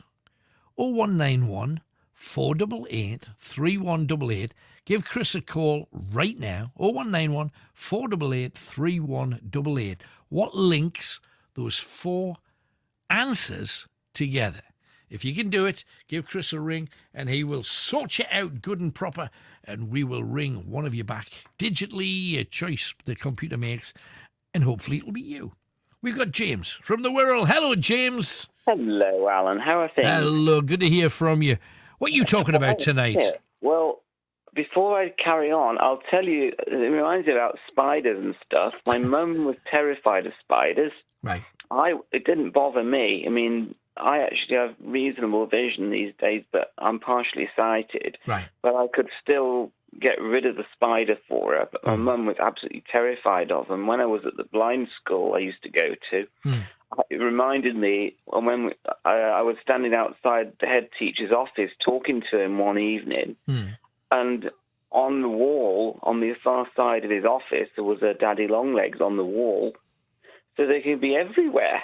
Yeah, I must admit, I haven't seen a Daddy Longlegs for a long time. The thing about Daddy Longlegs is when, because you know you get some that can fly. There's Daddy Longlegs and then there's fly. I think they're called crane flies, but they look and they fly like a Daddy Longlegs. They're just, but they don't go in a particular direction.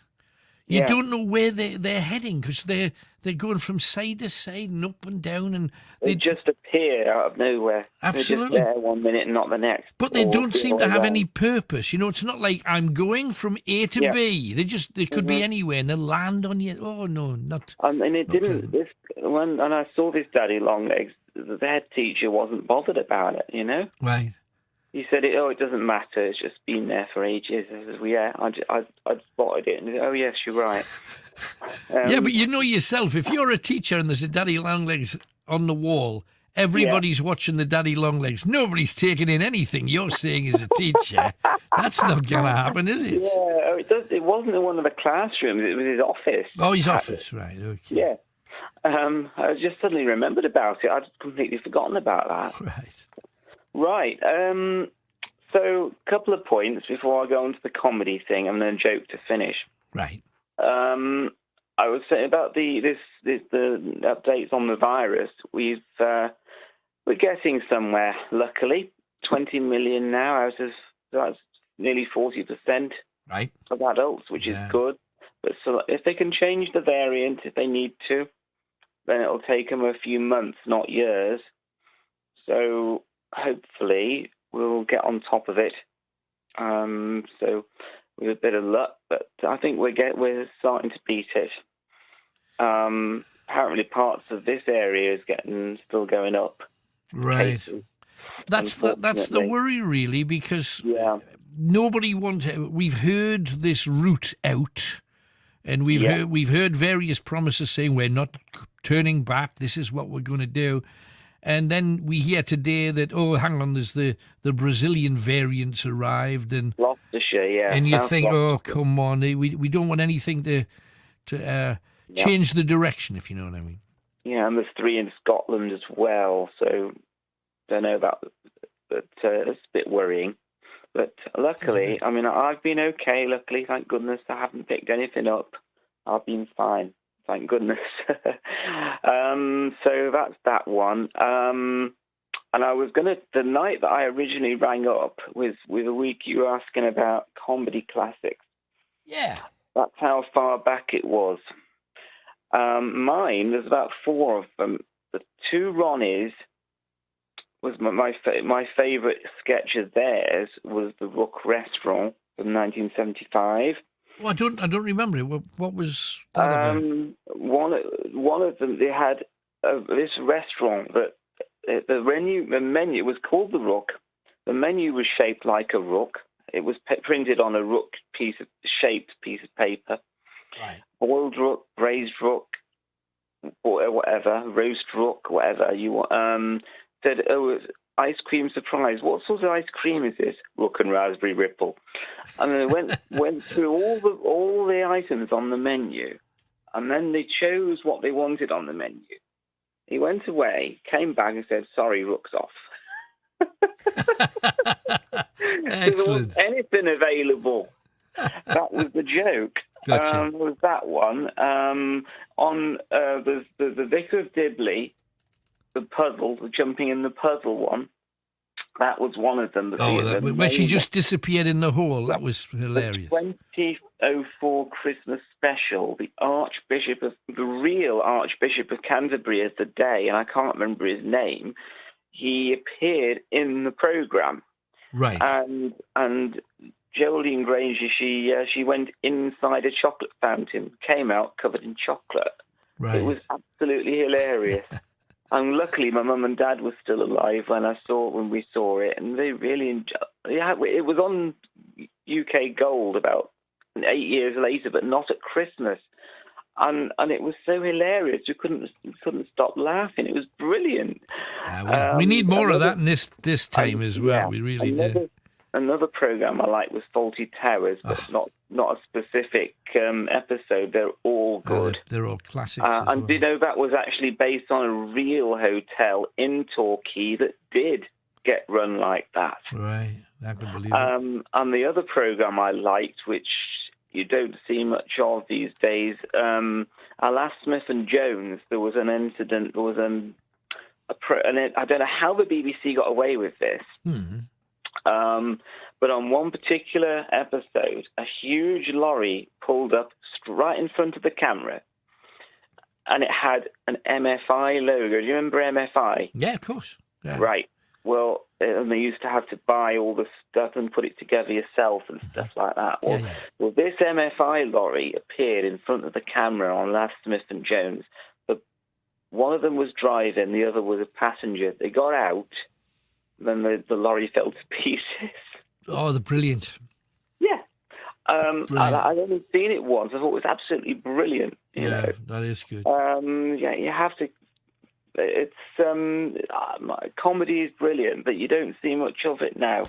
I think it's just very different. I mean, there was like a golden age of comedy where a lot of the TV shows, and I mean there were hundreds of really good. The most cleverest one was the Only Fools and Horses with the chandelier. Still brilliant. It was a one take that apparently, and if they got it wrong, it wouldn't have worked. But it was the right one, and they knocked it, and it pushed it off the ceiling downstairs and smashed.